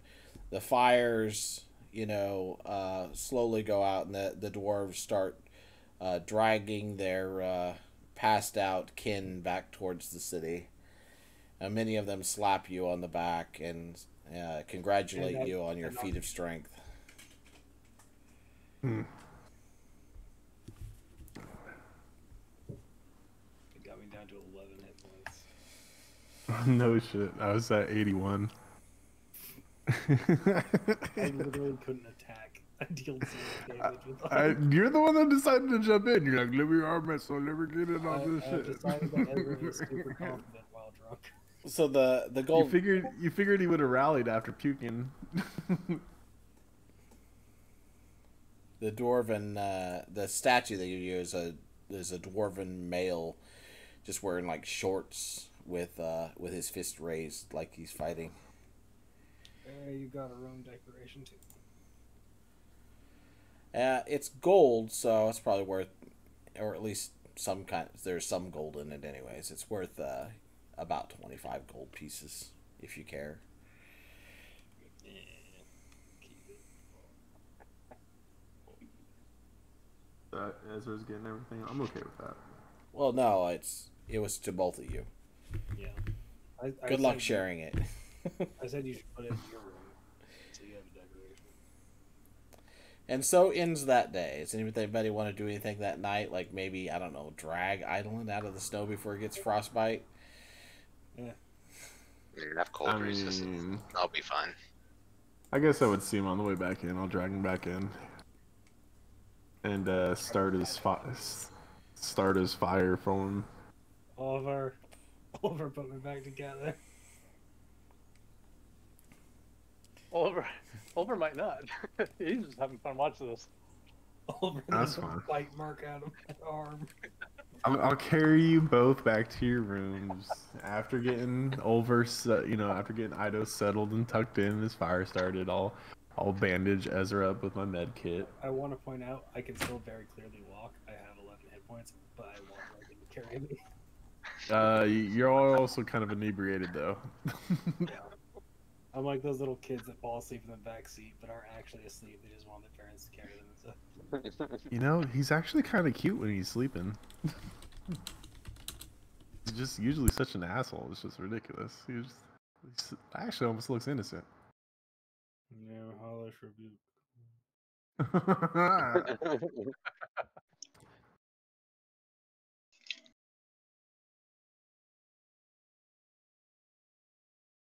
I guess after bandaging him up, go find Over and Alabaster.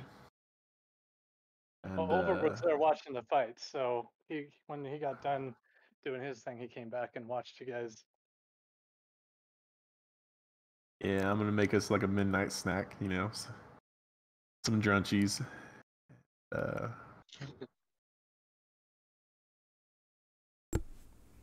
All right. You guys head off to bed. Yep. All right. Yeah. Wake up the next day. Tower's complete. Land is healed. And the dwarves have all retreated back to their city, leaving you with your tower alone. It's empty. Feels empty and lonely compared to what it was. It is the 30th of Uktar, the last day of the month. Hey, did anyone ask about the siege weapons? I don't. What siege weapons? The ones with the orcs head. I'd actually like the three of you that were drinking to make one Constitution saving throw for me, real quick.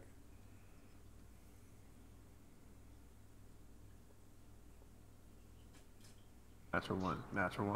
Roll your portents. Nah. Oh, that's, God. I did a that's dream accurate. last night. I was just blacked out. So, Eidolon has a massive hangover, as does Ezra. And Riken, you're okay.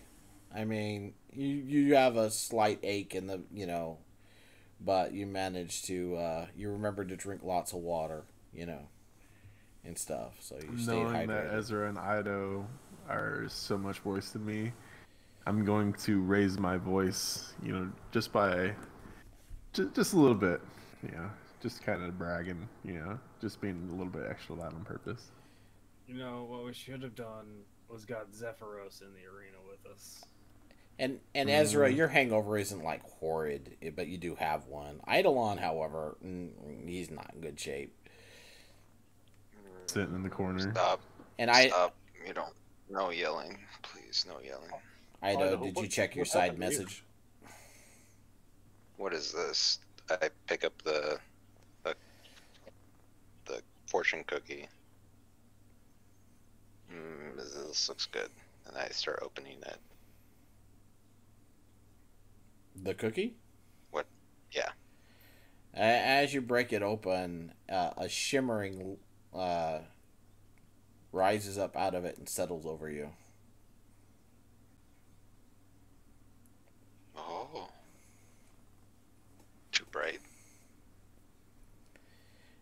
You feel extremely healthy, but your headache doesn't go away. It's rather unfortunate. No. What's... Oh, there's a wrapped GIF.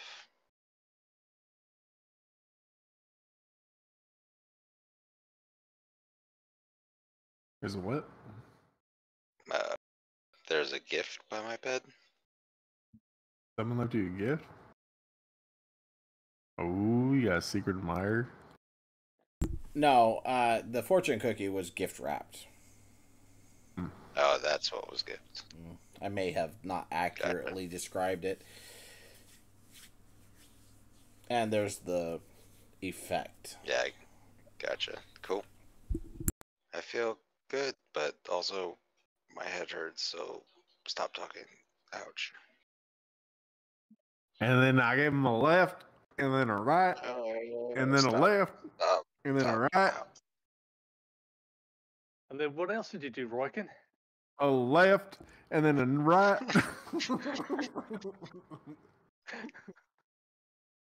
Sounds like that was a great fight. I caught only was. part of it. You I should was have seen it. super excited to see that, Ido. Dude, this dude almost bit Ezra's ear off. It was Did crazy. you catch that bit of my shoulder? I summon 3 separate mage hands. 2 of them to plug my ears, and then 1 of them to cover my eyes. Stop. I don't know if they're... I'm pretty sure they're translucent or but I'll still do it. Stop. Shut up. Shut up. Shut up, all of you. And then Ezra jumped on a guy. I'm going back to bed. Screw you guys. Going home.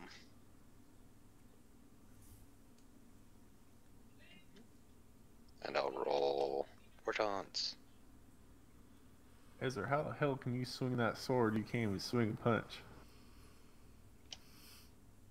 It's a magic sword. Thought so. I thought so. Sounds like all the muscles are in the sword. You know how badly I would have kicked their ass like an Eldritch Blast. Look what they had to do to mimic a fraction of my power. Well, yeah, let me just say you're lucky that table broke the arm wrestling thing before you came up. Yeah. Your arm could have looked like that table. Instead, we won. We are champions. Did we win anything last night? I kind of I don't know, got caught up in the moment and kind of blacked out. Oh, we got this award thingy. Hang on. Oh, it's in my room. I look at how far my room is. We'll get it later. Yeah, not worth. I thought you were gonna dimension door to get it. I could burp both my spell slots again to just go grab stuff. No, I will. I'm Ezra. Why not? I'll dimension door into my room, grab it, and dimension door back. Dude, that is so cool. I wish I could do that. Now he needs a short I wish I could rest. do it more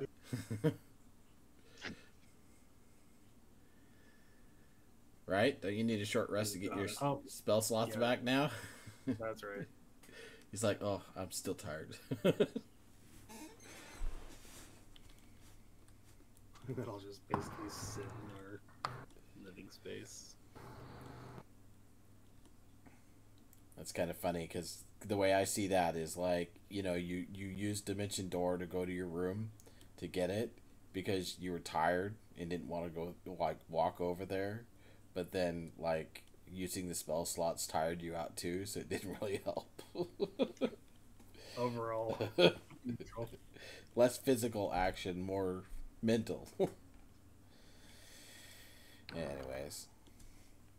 So as much time as they spent building the tower when that we were around, like, would we know who, like, the foreman was of the project?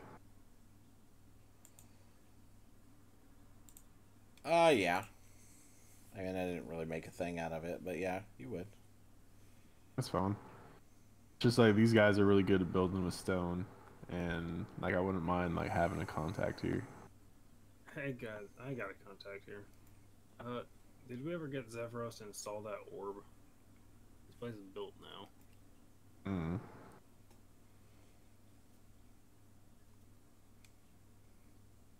I mean, you haven't seen him install it.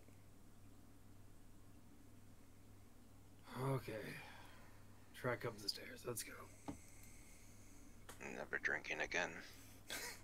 I think he said that before, hasn't he? Never again. Until next time.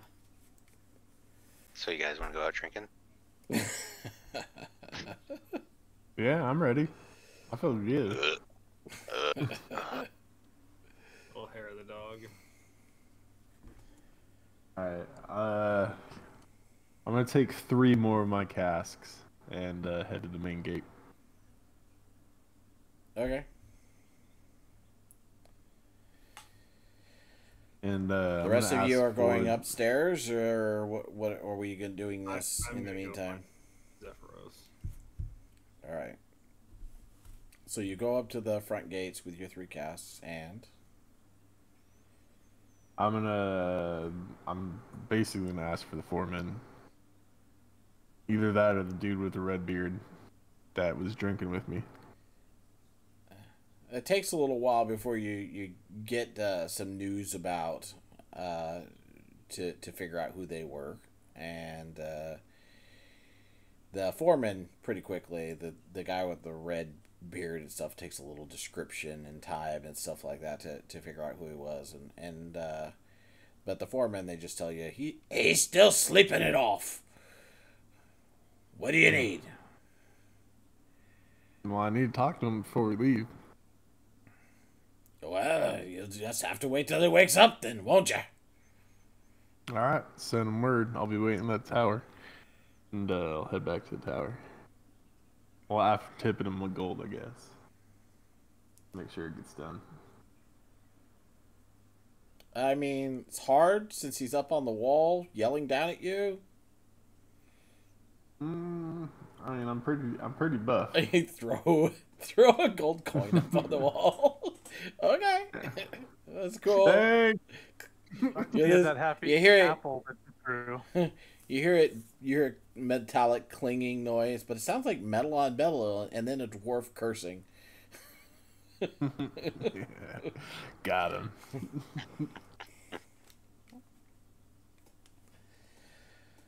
All right, so Ezra, you head upstairs. Ulver, what are you doing? Yeah. Ulver? Sorry, I had to mute for a while. Got a crying kid. Oh, you're fine. So, I think on the next morning, I would probably want to write a letter, just to make sure. I'm not too sure that dwarf I spoke to the previous day was going to actually deliver the message. So I write a note for the dwarves to take and to explaining to them what I was able to do with their land. Okay. And then I would go out and do probably a last hunt with the eagles as they go out as well. Game is pretty scarce. The eagles have to range a long ways to find anything. The cold is driving everything to ground, so. Okay. The cold and the snow. They do eventually find a couple of rabbits, but it's kind of meager for them, actually. Okay. They are not altogether pleased with their hunt. All right, Ezra, you head upstairs. You can see Zephyros is actually tinkering with the new stand that he created. As you come up, he turns towards you and goes, yes, Ezra, right? Yes? Yeah. It is ready. It is ready for the orb. All right. Have you been given the orb yet from Alabaster? Yes, I have the orb here. Well, let's take it in.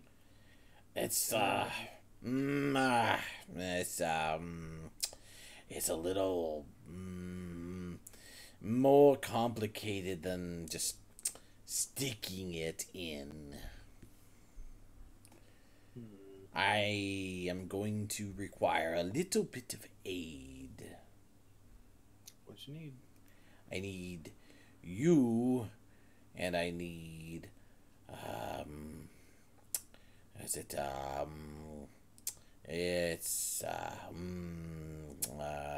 was it pulver? Yep, that's it. Pulver. I'll go get pulver. All right, and I also need, it was, what you call him, Lon? Yes, that's part of it. Maybe Olan? I cannot remember his name. I feel like I've forgotten to do something. No, Olan's good. Pretty sure it was vulva.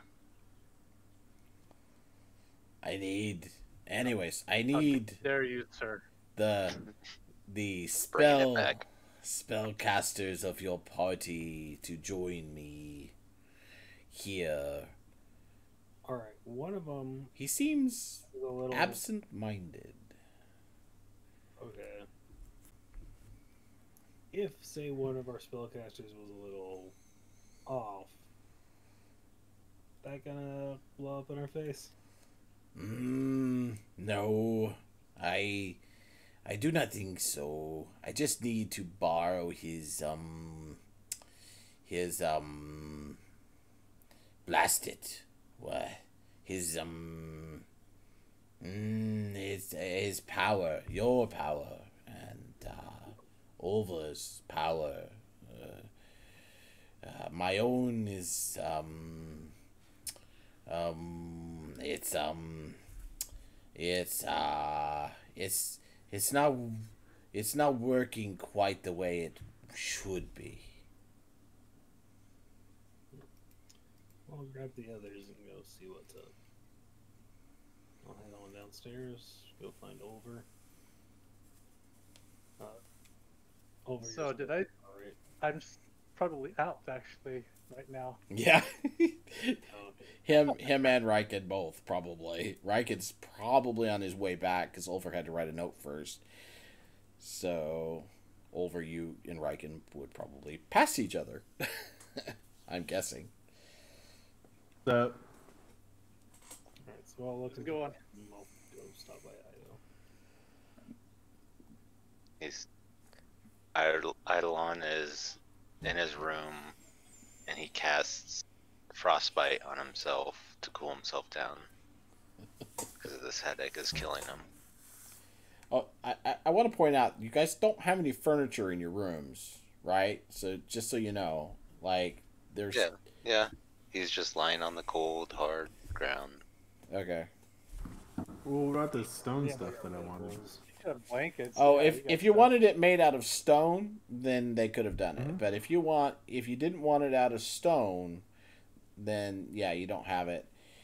And Yeah, no, they wouldn't have had any spare bedding for you. It's actually a premium in their town, that kind of stuff. So,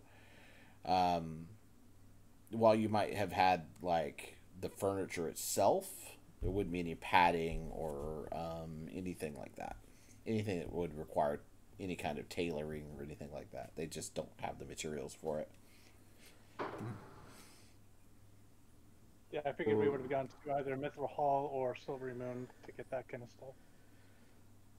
I'll let you decide how your rooms are decorated. It's immaterial to me, really. So I'll let you figure that out.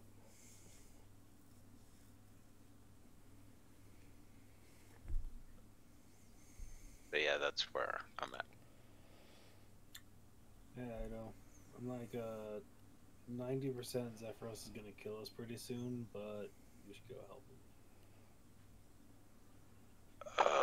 Fine.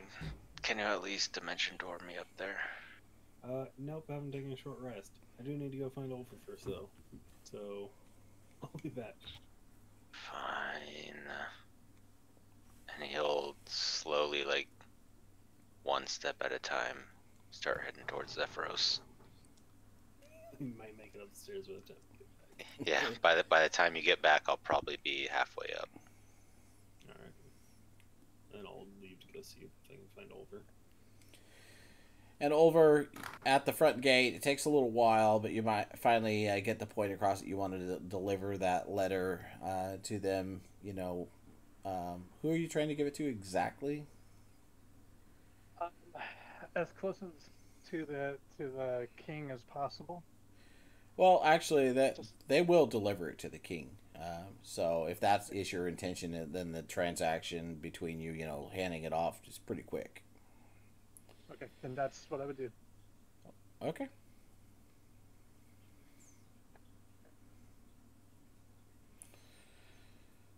All right, so you're heading back as Ezra comes to find you.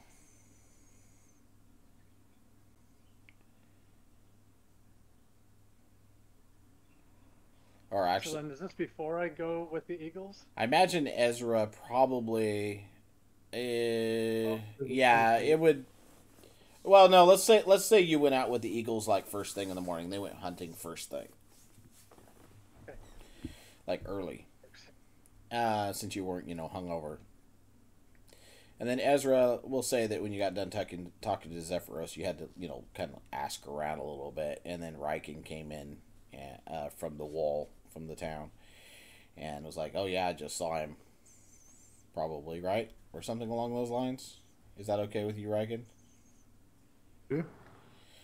And then, of course, then you could go trudging out to meet him.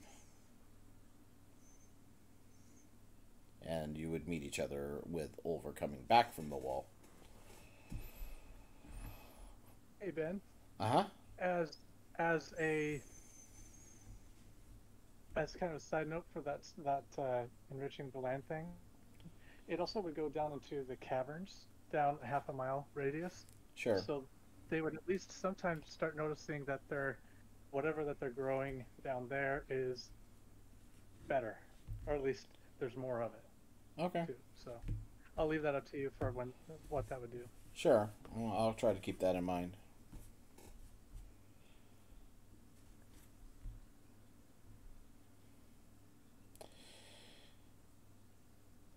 All right, Ezra, are you going to say anything to Ulver? Or are you just... No, I'm gonna meet up with them and then just mention over. Zephyros needs us, all the spellcasters, to come help him install that orb. Sure. It sounds like he's draining our powers and we might die, but whatever. All right. Okay. Let's go. Is it safe? Yeah. Is he gonna kill us all? Yeah, probably in one way or another. He's kind of crazy. But hey, flying tower. On our way.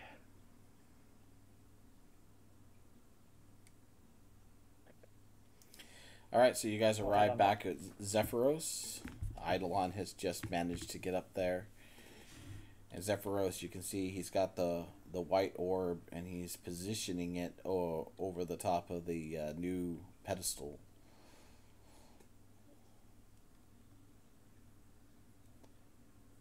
He turns as you enter. He goes,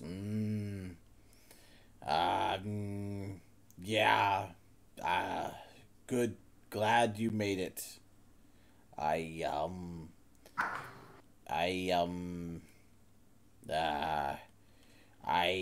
going to need some help with this. Yes. All right, just tell us what we need to do. I need you to touch me as I cast this spell. I have a good knowledge of magic, but I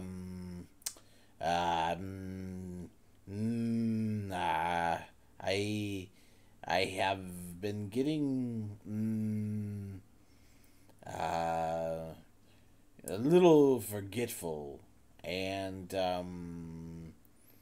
yeah, I don't have the spells I had before, so I need to borrow some energy from you.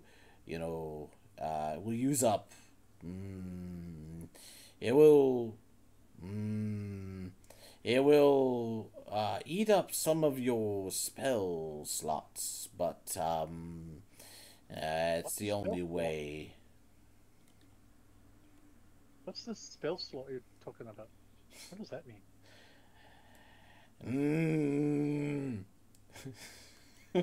Yeah. Hey, no problem, man. Let's just get this over with, man. I need to go back to bed. Take however many spells you need. I'm ready. No, Eidolon, he said spell slots. I don't.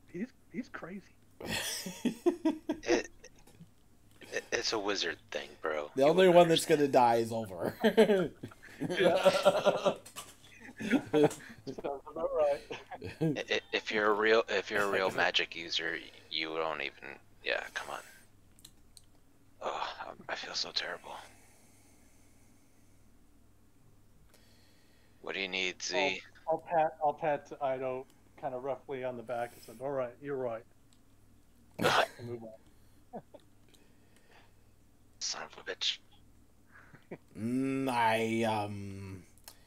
I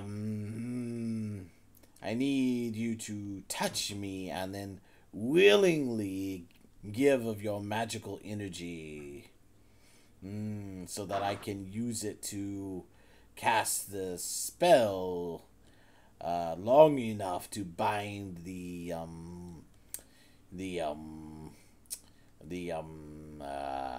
Or orb to the Tower? well, the no, not the tower. Well, sort of. It's the thing on the bulb? the um the pedestal, yes. All right, then. I'll I will I'll put my touch hand on him. his blade. All right.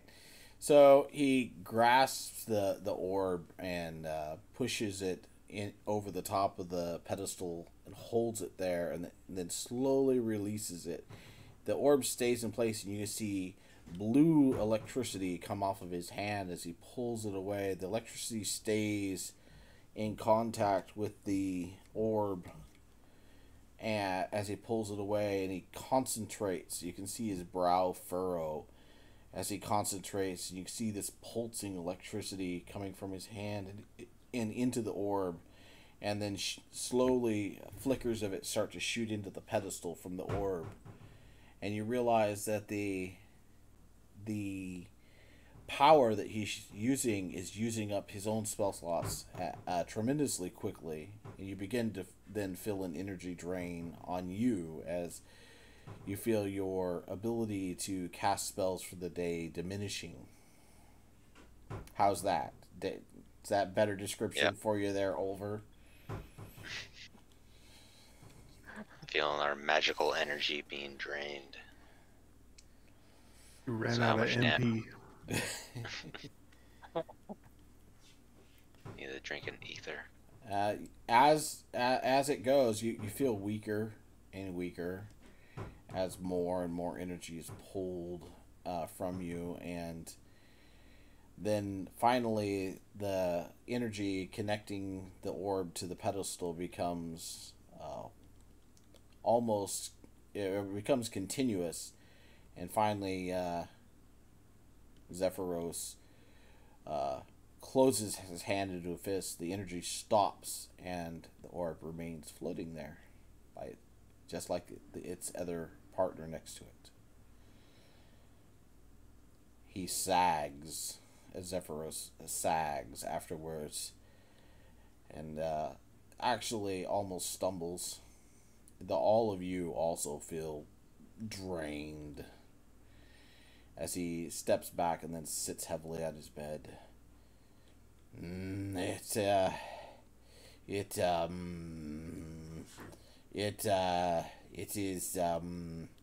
It is Complete? done. Yes, done. I must rest. We all do. Same, Z's. I think I'd go. The tower will now fly if you wish to leave.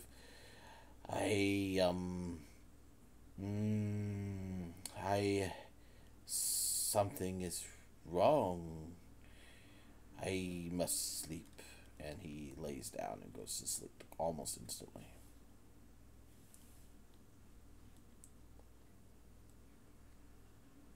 Did he just say something's wrong? No, Yeah, we're dude. good. There's something wrong with him for sure. I just start slowly slumping back downstairs to go back to bed. I'll help you out. Well, it's not really stairs, right? It's a magic elevator. But I'll walk down it like stairs. Okay. Just That sounds really tiresome. yeah, that's how bad I feel. Was Zephyros having a stroke? Probably. Well, you guys have never figured out his story yet, so.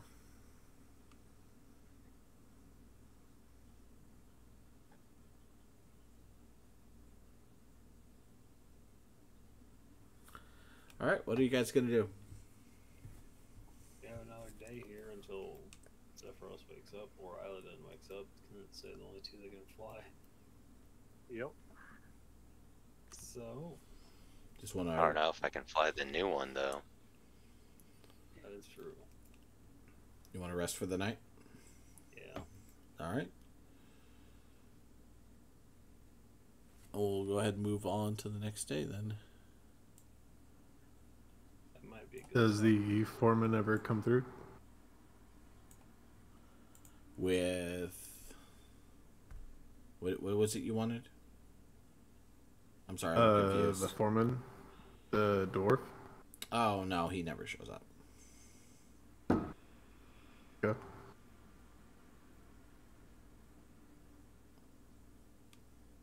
Probably still fucked up from last night. I mean, most of them are probably. There was a lot. Understandable. Not everybody's as tough as I am. Or as driven at the moment. For them, they just celebrated. Then it's just like, okay, now rest time. So, all right. So you guys wake up the next day, fully refreshed for you magic users. Nice. New set of portents.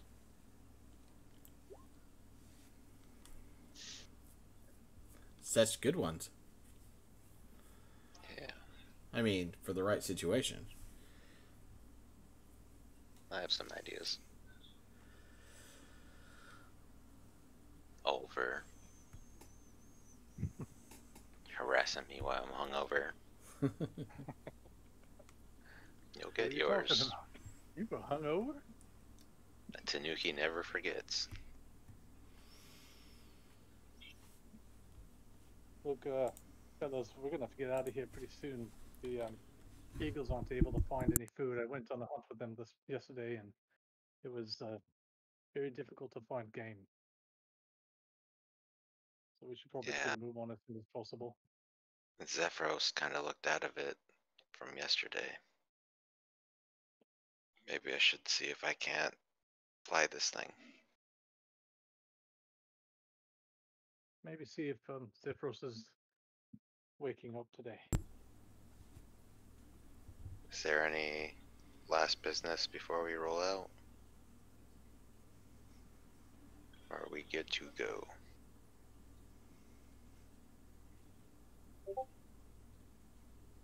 As far as I'll I take know, that. I'll take that silence as good to go. yeah. Hey guys. All right. Head up to Zephyros, see if he's awake. Zephyros is still in bed. Okay. And we haven't even discussed where we want to go yet. Hey, let's all head back downstairs for a bit. Alright. Alright. We're all downstairs? Sure. Look around. Create bomb. Alright, let's Create go. bonfire. Let's. Yeah. Come on, gather around. Gather around. Yep, I'll have everyone kind of gather around and in a hushed form, like. You too, Alabaster. So Zephyr. Fine, I'll come. So Zephyros definitely got mind controlled by that orb, right? Is that what happened? He was kind of acting all spacey when we were giving him our spells. He's been weird since we got the orb. So either he's not on great terms with the dead giant that's in the orb, which very well could be. But since it looks like it's messing with him, I'm guessing he got possessed. Does anyone have any anti-possession magic? Oh yeah, let me just look in my backpack and get my anti-possession magic amulet. Oh, that's super helpful. That's exactly what we need. Riken. You've been holding out on us. I found it in the dungeon of anti-magic amulet dungeons. Are you still drunk? I'm lying. I'm just kidding, guys. I don't actually have that.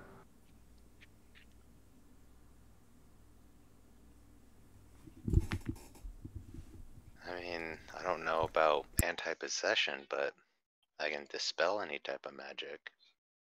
Or try to, at least. You guys he's just tired. He's been working hard. Alright, just hit Zephyros with the dispel magic at the highest level you can. You want me to hit Zephyros as hard as I can? That's a plan B. Alright. So try that, and if that doesn't work, then I should try the fly and hope not to get possessed. Yeah, if Sephiroth can't handle it, you definitely can't handle it. That dude's a beast. He's a straight monster. I'm a beast. Remember what happened the first time you tried to fly it? Yeah. No. Wait. Pretty sure I did go right. Alabaster's like, sounds like it's taking over Eidolon now. No. I will. No. No. I'm fine.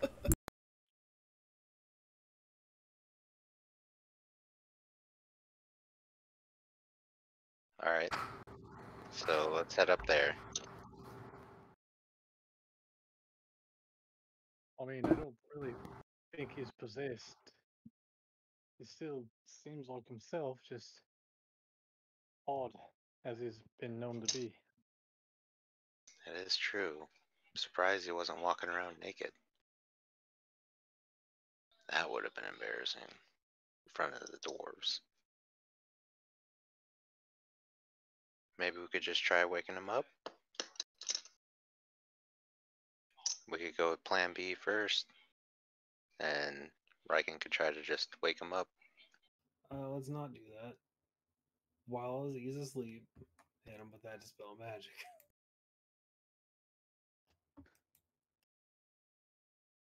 Or we Alright. just let him sleep. Guy's probably just tired.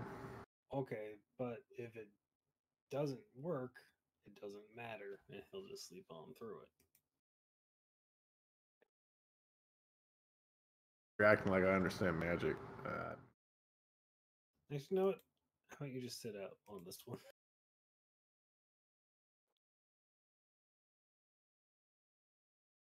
Alright. So, dispel? Or should I try to mind link with him to wake him up? No, do not wake him up. Just fly it? Yes. Okay. Wait a moment. Wait a moment. Wait a moment. No, don't fly it. Spell magic on him without waking him up. 1 second. Ezra will get out a chart to explain. If Yeah, we want to unpossess him,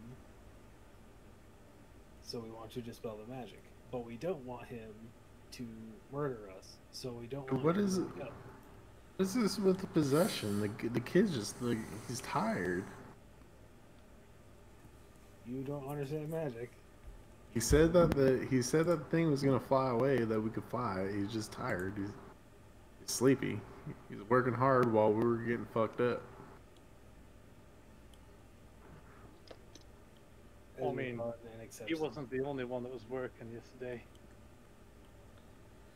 What are you talking about? I saw you at the fighting ring. Bunch of goof-offs. See, what the party doesn't realize But look, if he wakes up, is that there's a I very have distinct this, reason why this Zephyros is on my doing what head he's here that doing. I can point a peer into the mind a little bit too. So that can be something that I can And use. it's actually It doesn't always work. Great. started I a don't really always get long the time most ago. Information from it, but sometimes it works really nice. And Ezra was involved in it, but now he seems to have forgotten. So got the plan now. it'll be interesting We're to all see what set. happens. I'll cast the spell, the highest level, while I'm waking him up. Then I'll fly. Ezra begins to weep openly. Alright, what level are you casting the spell magic at? And you're targeting himself? Yeah. Okay. Just like do I have to touch or no? It's just I just look at it. Within 120 feet of you, so ranged. Yep. And I will do 4th. That's my highest level. Okie dokie. Alright, so you you go upstairs, see him there, sleeping peacefully on his bed, and cast Dispel Magic at 4th level on him. The spell goes off without a hitch. Do I feel anything being dispelled? Go ahead and roll a d20.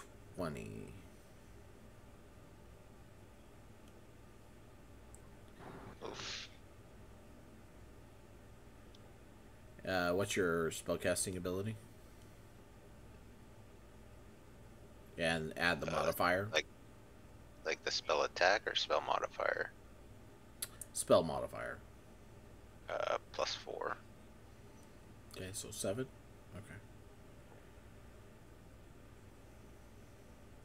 Okay. I mean, you don't see anything really happen. I don't. Okay. All right. Good job. Pat myself on the back. All right, Ezra. All right. Phase 1 complete. Let's go see What was- fly this. All right.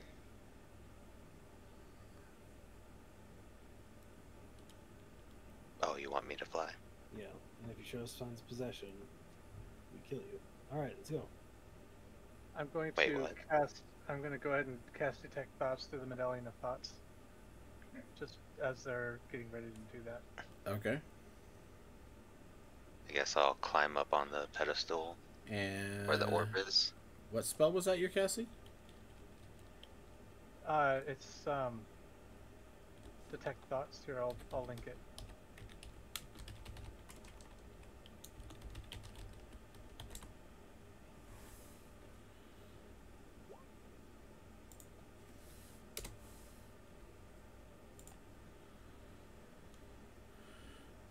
Pretty sure I have that spell too.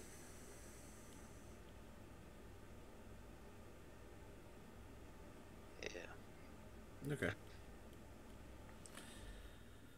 All right. And what are you casting it on? Or no? My bad. I'm casting. It's who? Yeah, it's Zephyros. It's on yourself.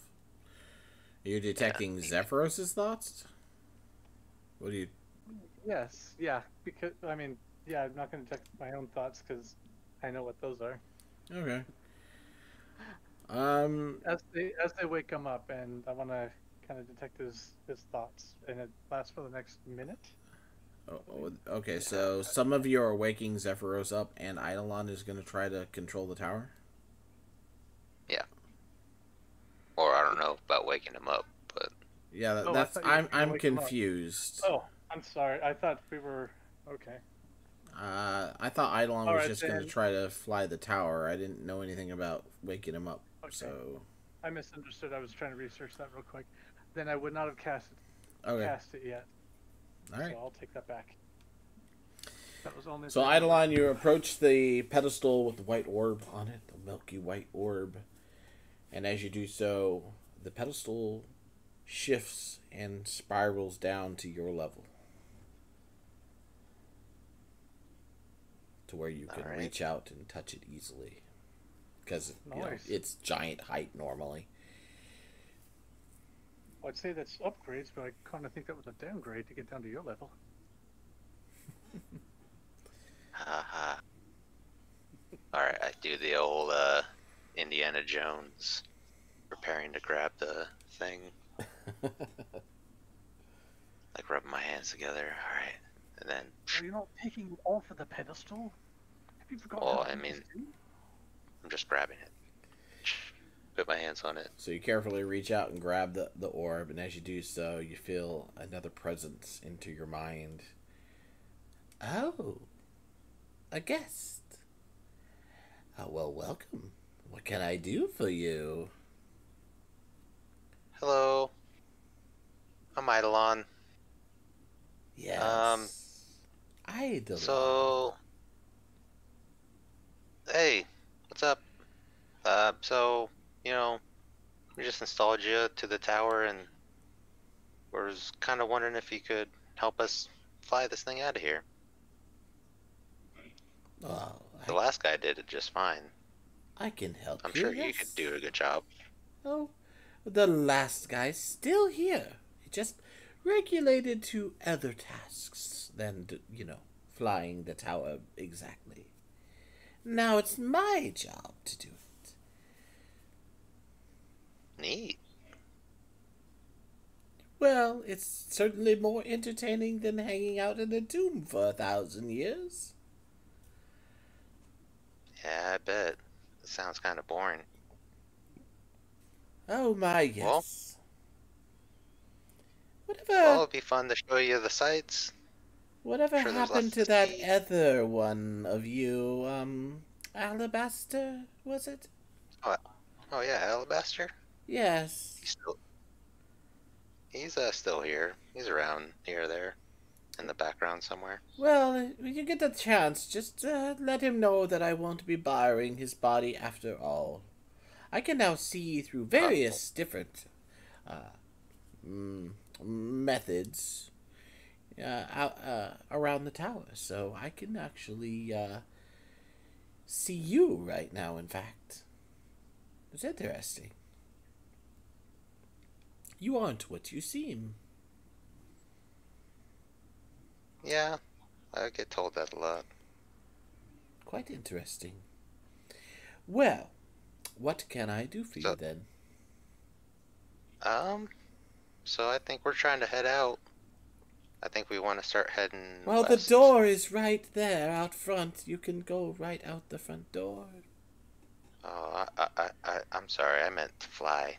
We want to kind of pack up and You want get to this tower moving. you want to get the tower moving. Oh, I see. You mean all of us head off, not out.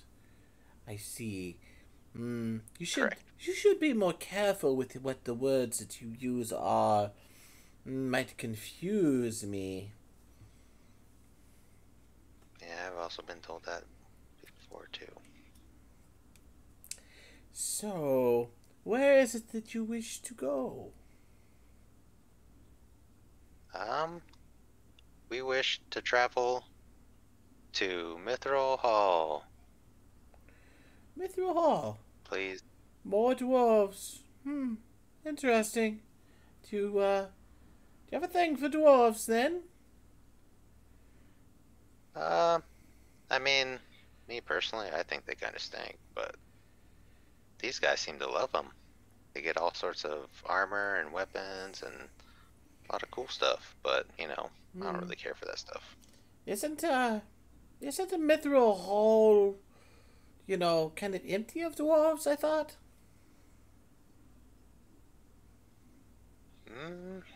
Last time we went, there were still some there. I thought that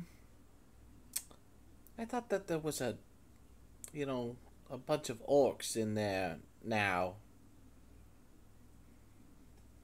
Orcs in Mithril Hall. Well, yeah, that's what I remember.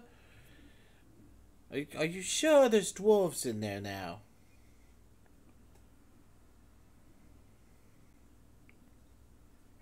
Yes. Well, that's interesting.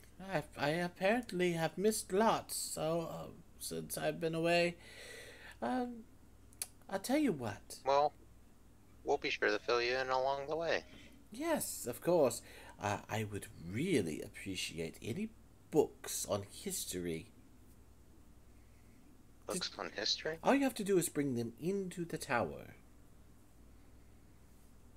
Oh, sure. We can do that. I Yes. love books. And it would help keep me entertained, I get very bored. Even flying the tower can be boring, and of course you guys haven't done anything yet. So, it'll be my first time flying. So, quite interesting. Yeah. Could- Yeah. Time to take this thing for a test drive. Could you do me another favor? Sure. Something is wrong with my ex-lover.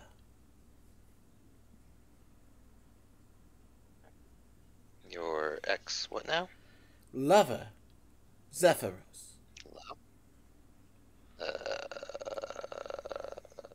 Oh, you did not know?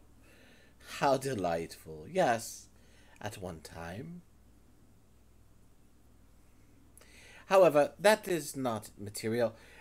He seems to be dimming for some reason. I'm not sure why. There seems to have be some collective effect that is slowly dimming his mind. Do you know what it is? I don't. Our party members were kind of suspecting something was wrong with him. He mentioned something to me that he was forgetting to do something. Do you know anything about that? Well, he kind of says he forgets a lot of things lately. Actually, Yes, more always. more lately than when I first came here. It's interesting. Well, do be a dear and see if you can't figure that out, would you? I think that were Zephyros to pass on, that this tower might not survive. Oh, that's not good. No, not good for any of us, I'm afraid. So, it seems like it might be kind of important, don't you think? Yes. Yes. So, do be a dear and take care of him for me, will you? Sure. Sorry, I never got your name. Oh, you'll just have to wait. And she fades away. How rude. And then I'm assuming I come out of my Yep. coma or little trance. And the tower's already moving. Slowly gaining Ta-da! altitude. Nice job, Elon. So how was it? And we're off. Was it Good. difficult to do? No, she was actually kind of a kind lady. Wait, she? Yeah, the orb. You know, the new orb that we brought in. Oh, she's the one that's doing it now. Yeah, I guess apparently, here's the hot goss. Whoever that lady is ex-lovers with Zephyros. Yeah, let that sink in. What? What? I tried asking for her name, but she was being all cryptic. But she did say that, I think, Ezra, your suspicions are correct, that something is wrong with Zephyros. She kind of noticed it and said that we should try to figure it out and try to help him, because without him, this tower might not last. Oh, Is he in danger right now? Like, right now? She did say, you know, it was kind of urgent. well, for now, That- let him sleep. Yeah, but we should try to figure it out, try to see what's wrong with him. Well, we can see if what we dispelled or tried to dispel worked. Over, you could also hit him with a greater, or with your restoration. Right. I'd like to take a look at him and see if there's something else going on with him physically as well. Check him out if I can. So I'll go up and I want to see if I can figure out if there's anything physically wrong with him, especially with him sleeping. If this is like, I don't know, like he's declining. Go ahead and make a medicine check. Yeah.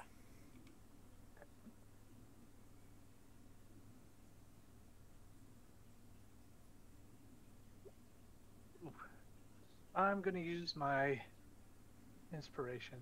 Okay. Try it again.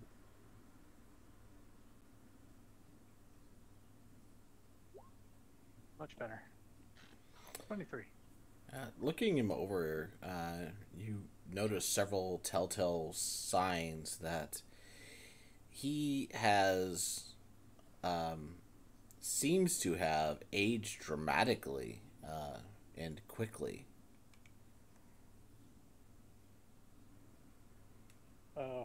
fellows, he's getting older.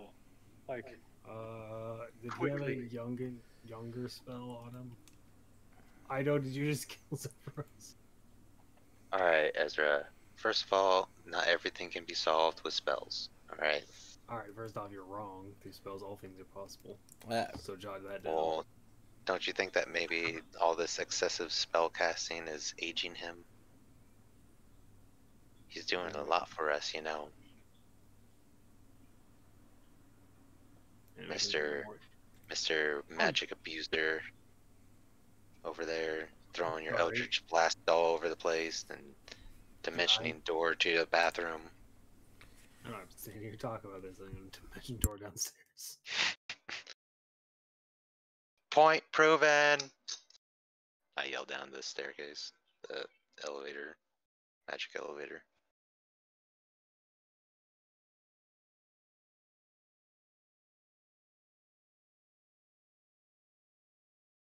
I don't think I have anything that will help him here. The only thing I can really do is if he's blind or paralyzed or something like that, but that's about it. Yeah, with the mind, it's tricky.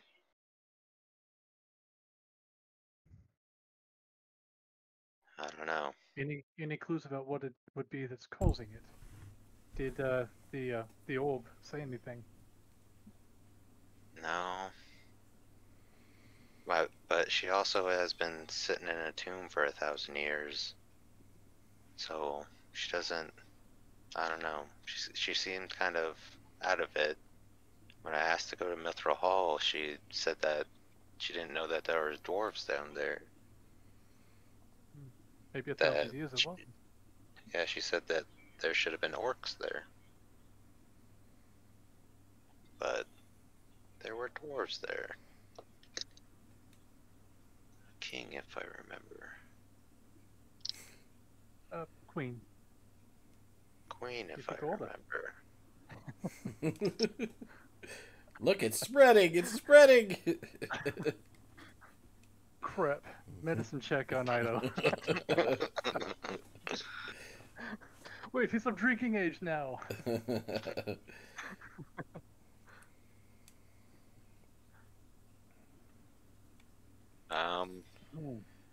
Let me try Right. to.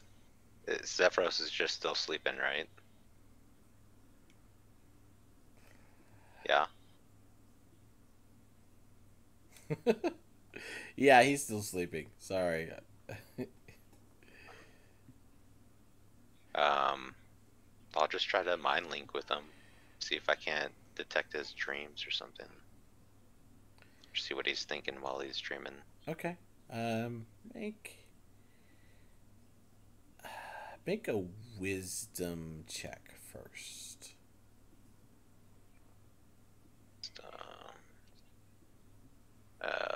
Inspiration. Yeah, you might want to. Oh my god. Jesus, just shoot me now. Well, there goes that. Yeah. So, you try to break into his mind, but you feel that it's actually kind of a twisting maelstrom right now, and you yank your own senses back before it can draw you in. Oh. Man, his mind is crazy right now. There's something going on inside there. I just can't see.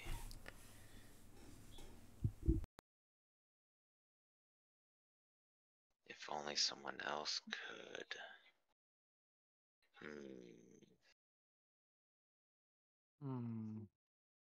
I look at over. Alright. What? I mean, you can do this like any time. What was the problem? I don't know. I must have rolled bad. What are you talking about? Here, let me give it another go. before, and if I can't do it, then you try. All right. All I'll right, let you this do it at time. the same time. Oh shit! I forgot my portents were low. Fuck. Yeah. All right. Can I try it one more time? Yeah, but the DC goes up. Come on, baby. 15?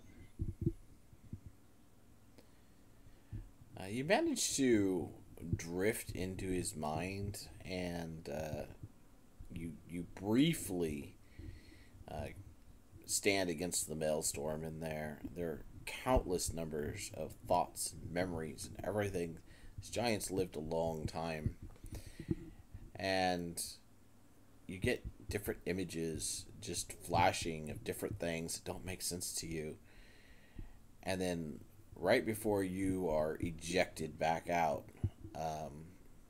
one flashing image of a creature with bat-like wings, horns growing out of its head, and a strangely humanoid face, but with razor-sharp fangs.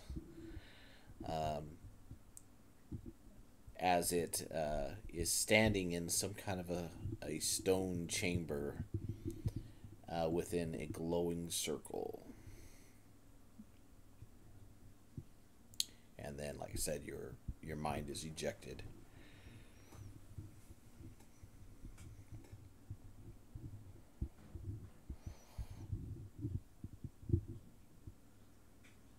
I'm trying to write this down. Well, there's always the stream to go back to. Yeah. Whoa. I don't know what that was. That was scary. Some bat What is creature. Stone structure. I don't know. It's really weird in there. It's like a storm of some sort. Like you go in and it's just too much to take in. It's too much information. What was this bat thing? I don't know. It's some weird demon-looking creature. Couldn't really make out much. Oh, hang on. Had horns, right? Yes, had horns. Horns, bat-like, and there's a stone structure it was by. I don't know. Would you It's hard. It's describe hard. It's hard to make out. A stone chamber is what it looked like. Stone chamber. Would you describe it as vile?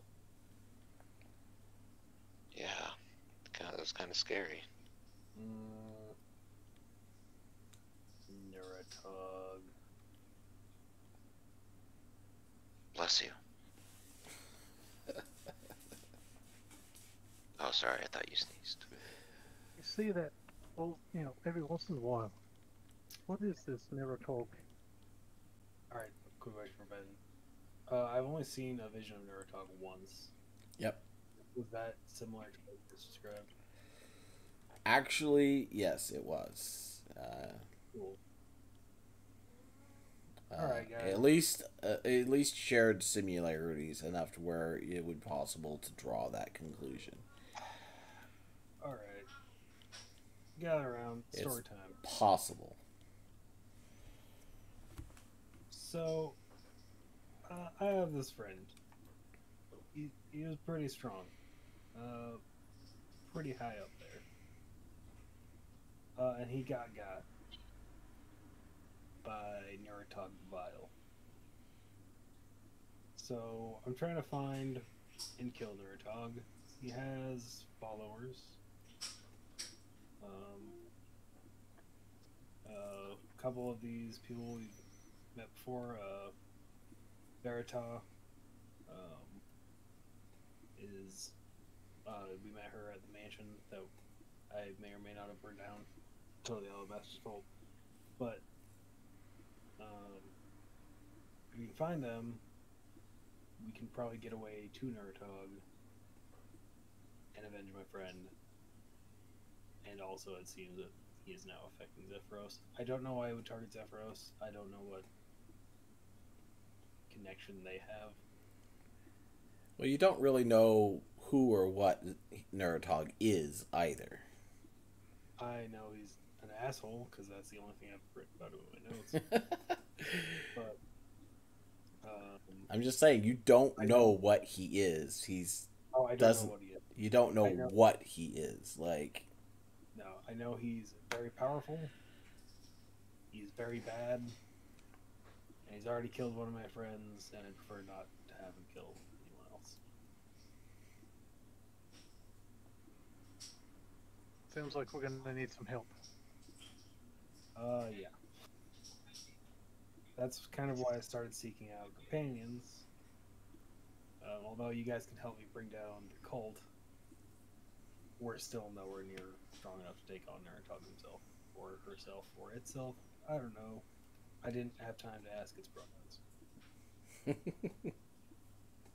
That sounds like a pretty nasty bean. Yeah, vile even. Do you think we'll be able to get rid of him from Zephyros or whatever is going on?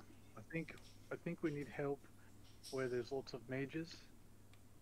And the only place I know of that's even close would be Silverymoon. Oh snap! Let's take But wasn't never mind. what? Alestria is not there anymore. She's not, well, she wasn't. But there are some mages there. Maybe we can get help. Yeah. We can certainly pay for it if that's what they desire. Eidolon, you know magic and such. Do you know of a place with more wizards?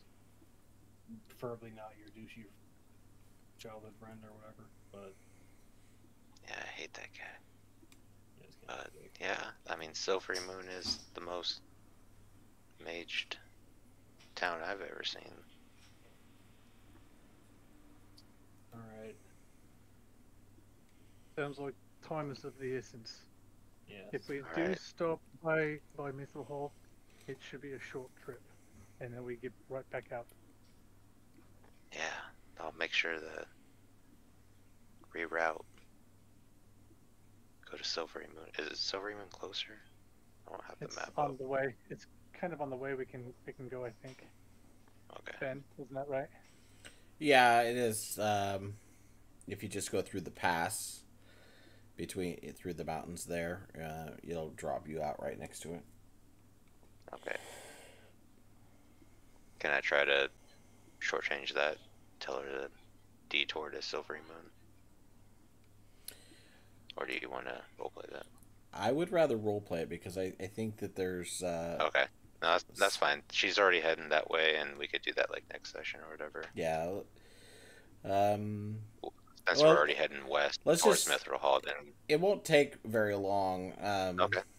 Let's just do it That's real fine. quick, and then we'll end this. We started Okay. at 7:30ish, so we're still at our normal 3 hours, even though it's later for some of you. I promise this will be it, though. Cool. All right. I So- will touch the orb again. Oh, you're back so soon? Yeah. Hey. So we're looking into the whole fixing Zephyros, and one of our companions noticed that he may be infected with some sort of dark being called Naruto. Fool! Eh. Fool Oh. Zephyros. Not Neratog. Oh, Yeah. he is a fool. I hate that Neratog. guy too. Neratog the Neratog. Vile is a Yeah, prince That's what Ezra said. of the Hells. A demon lord.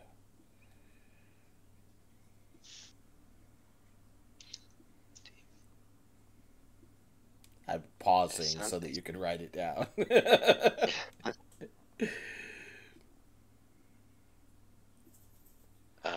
What did you find out? Not much. Do not Some name stone- him again. Sorry. All I really saw was just this stone chamber somewhere. A stone But chamber? Could you Yeah. describe it for me? I didn't really get like a good look.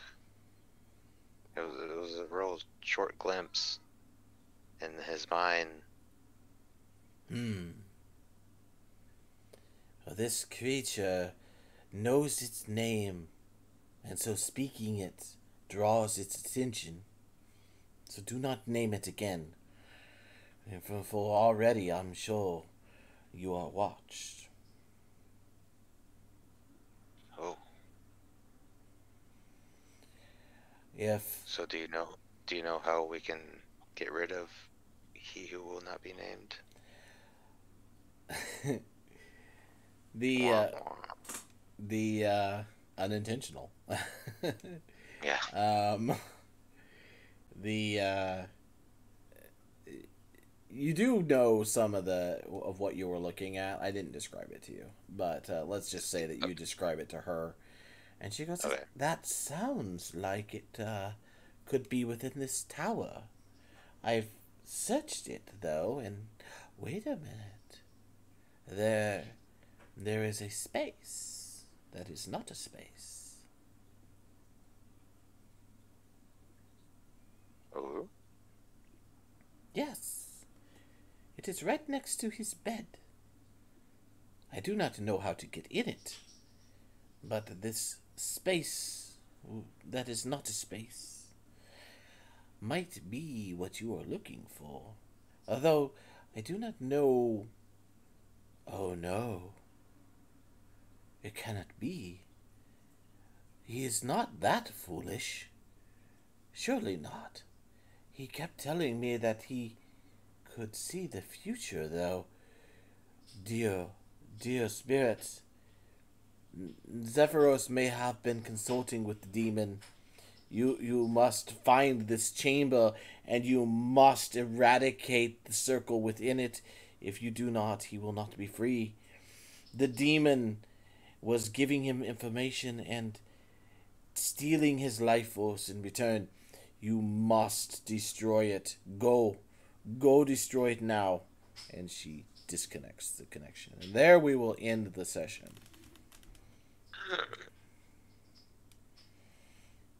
If this dude's working Nice. for Nurtog, we're gonna have words. Son of a bee. That was a good cliffhanger. I thought so. We're gonna help him bust another hole in his nose. All right. I hope you guys had fun. I had fun. I got to let you do a little brawling. Unfortunately, Ulver was out of that. Sorry, Ulver. I made a choice early on, and it's all good. Yeah. Well, It happens. anyways, It's fun to listen. there's some fun stuff going on. I know you guys want to get moving and stuff, but it's high past time for Zephyros' story to start coming out into the light, as it were. So,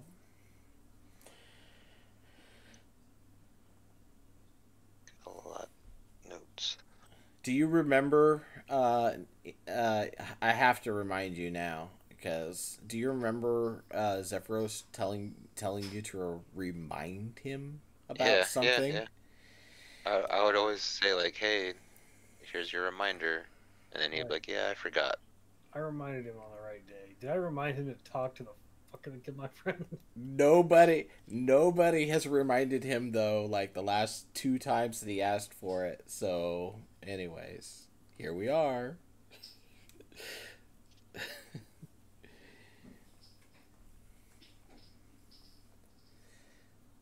Making progress. That's I was like I was like I'm sure they've forgotten, like completely forgotten about it. Well, Right. let's be honest. It was a really long time ago since we played, other than last weekend. Well, and not only that, did we lose somebody? Oh, I think so. yeah, he stepped out. Let me end the stream real quick too.